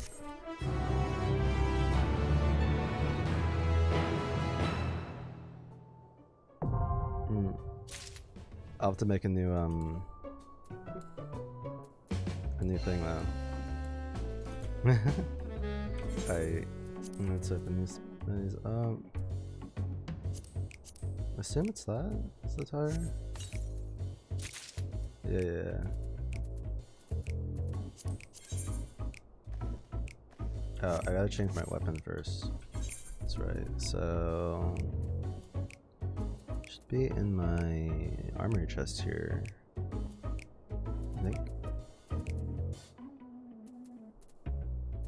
Or is there its own coffer for it? Your weapon coffer, I'm assuming? Oh no. Oh, okay, here it is. Oh. Okay, yeah, I gotta descend some stuff. What do I need on me? Okay, I'll just descend some stuff. No, I don't need at the moment. I have some like glam items in here.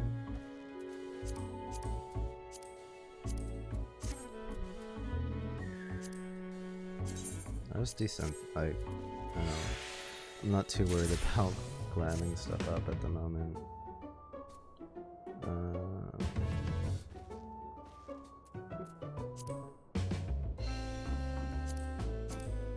Let's see here. Synth.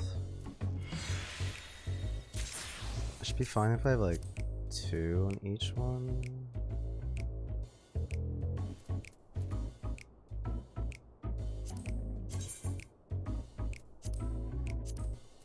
That's fine. Yeah, I'll just make sure there's at least 2 slots on each thing. Necklaces, I'm always more careful about doing. It's fine though. I mean, I can buy some later if I really need it.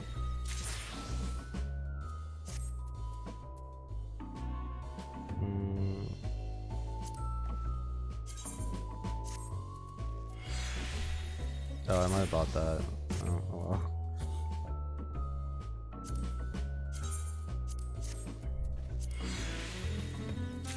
Bracelets. Yeah, I wonder if they're gonna expand this, right?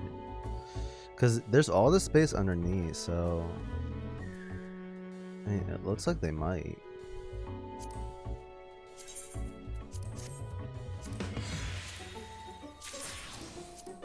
Oh, yeah, I need to clear some body gear up. Let's see. I kinda like that though.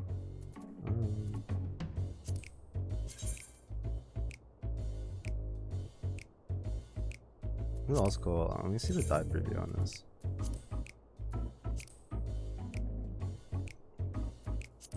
I wish it was like all black, but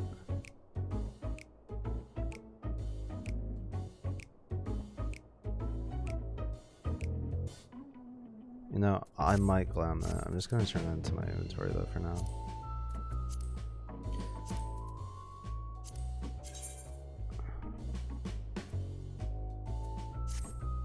Okay. I think should I do equip it now? Yeah. And then let's just I guess just equip all these.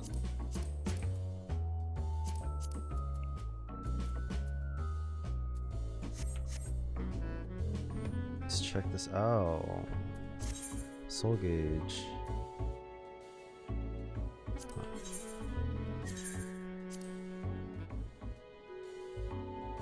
Let me see if there's like what the simple mode looks like. I kind of like the gauge though itself. Though I think I'll decrease the size to like 80.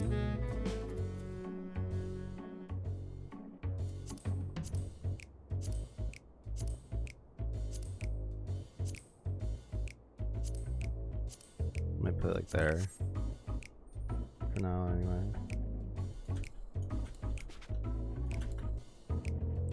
Oh, I need to center that more. It kind of bothers me that it's at the side like that. I'll do that later though. Hey. That's nice. Drusa's mission has a mission in mind for a fledgling Reaper. Now do you find the way of the Scythe in the end? Pleasing, I hope. Now that we have a bit more in common, it's time we became better acquainted. What's the name of our newest Reaper? Antea Brigade, of course. Antea, doesn't quite roll off the tongue, but so it is with words and names. With every new one I learn, one more is forgotten. Yours can replace Gio. After our little conversation, I think he'll give us a wide berth. Anyway, we've more worthwhile concerns than shifty merchants, namely getting you converse well and proper in the tricks of our trade. And the best way to do that is through battle. One of the family is having trouble, particularly vexing Thane has sent word asking for assistance. He goes by the name of Ingress and he's stationed out near Cutter's Cry. Not much of a fighter, but he's got a keen mind for trade and can find a needle in the stack of needles if need be. We'd best hurry before he ends up at the bottom of some monster's gullet. Aye.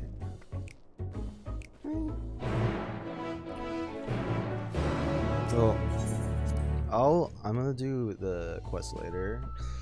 I just wanted to unlock Reaper, but I will try that out real quick here. I want to see these skills out.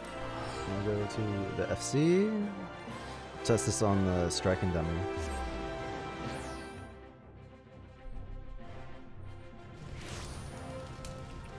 Try this out. Let me see. Action. I don't need any of this on it. I assume, yeah.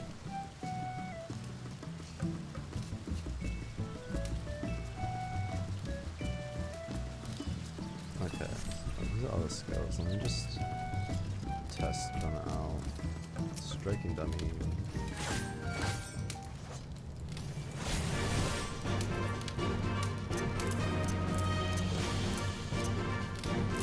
Put these up here. Send this to next.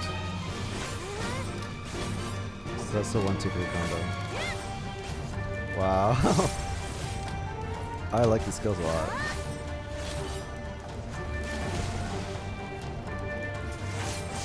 Bruh. Okay, this seems like it's gonna be real busy. So...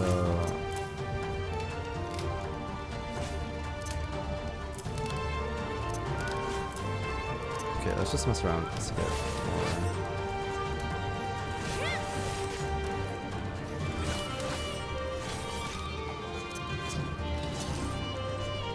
Ingress.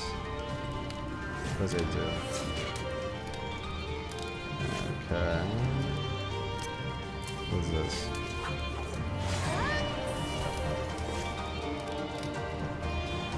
Okay, this seems like a place. I'll put all the things with like a low recast time down here.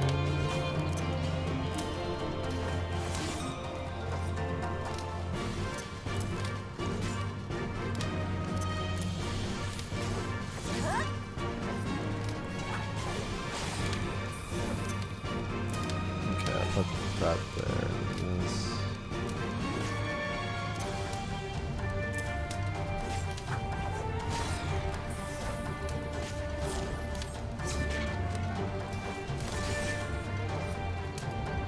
Let's see. Okay, 6 and 7.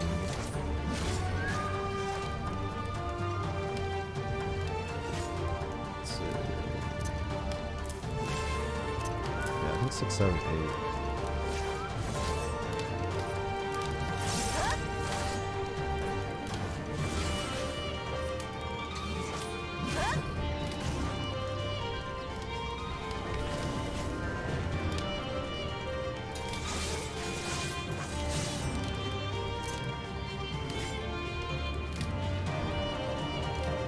So one is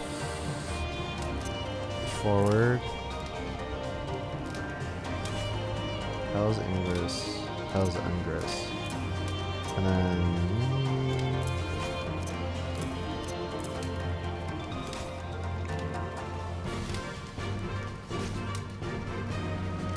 okay, those are the soul gauge ones.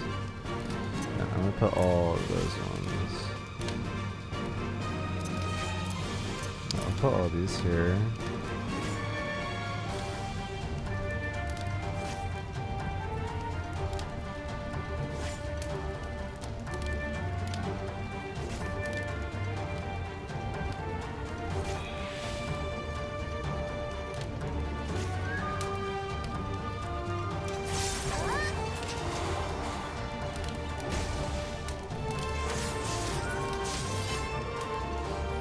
Okay, so you follow up those with that, and I'll just put them next to her.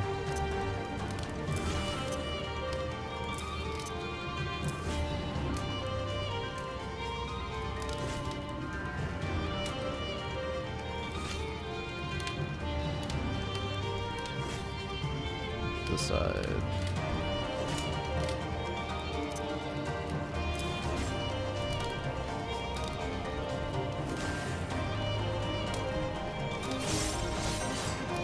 Okay, so that increases the gauge. I think I might put that there too. You just have to wait 30 seconds. Okay, so each of those dudes a bit more. And follow up with one of these. Okay. We clean up the bar a bit. Seems like. Yeah, I have it like this. Okay.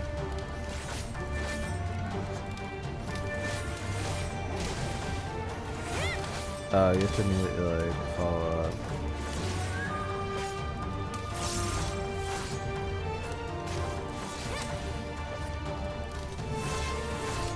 Okay, so I want this one first. That's a combo.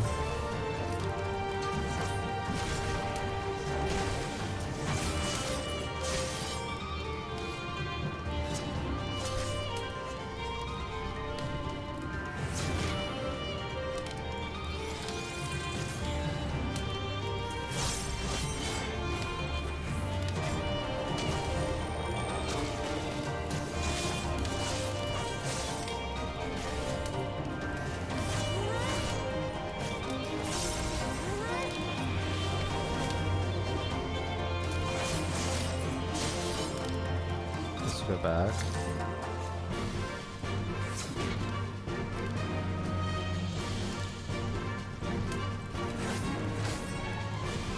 I guess we don't get that. I don't get that portal thing until later.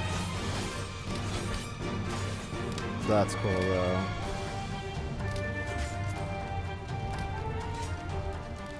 Nice. Let me check these other actions out. So I think you get the ones where we can teleport back later. Gluttony is that red skill. Ingress. Yeah, so you get that later on. I'm definitely leveling this next though. This class seems pretty crazy. Pretty crazy. Alright, I think this is a good stopping point. I have some priorities I gotta do. I've been kind of obsessed with this since yesterday, yeah, so we'll end the stream here. And I'll probably be back on tonight to stream some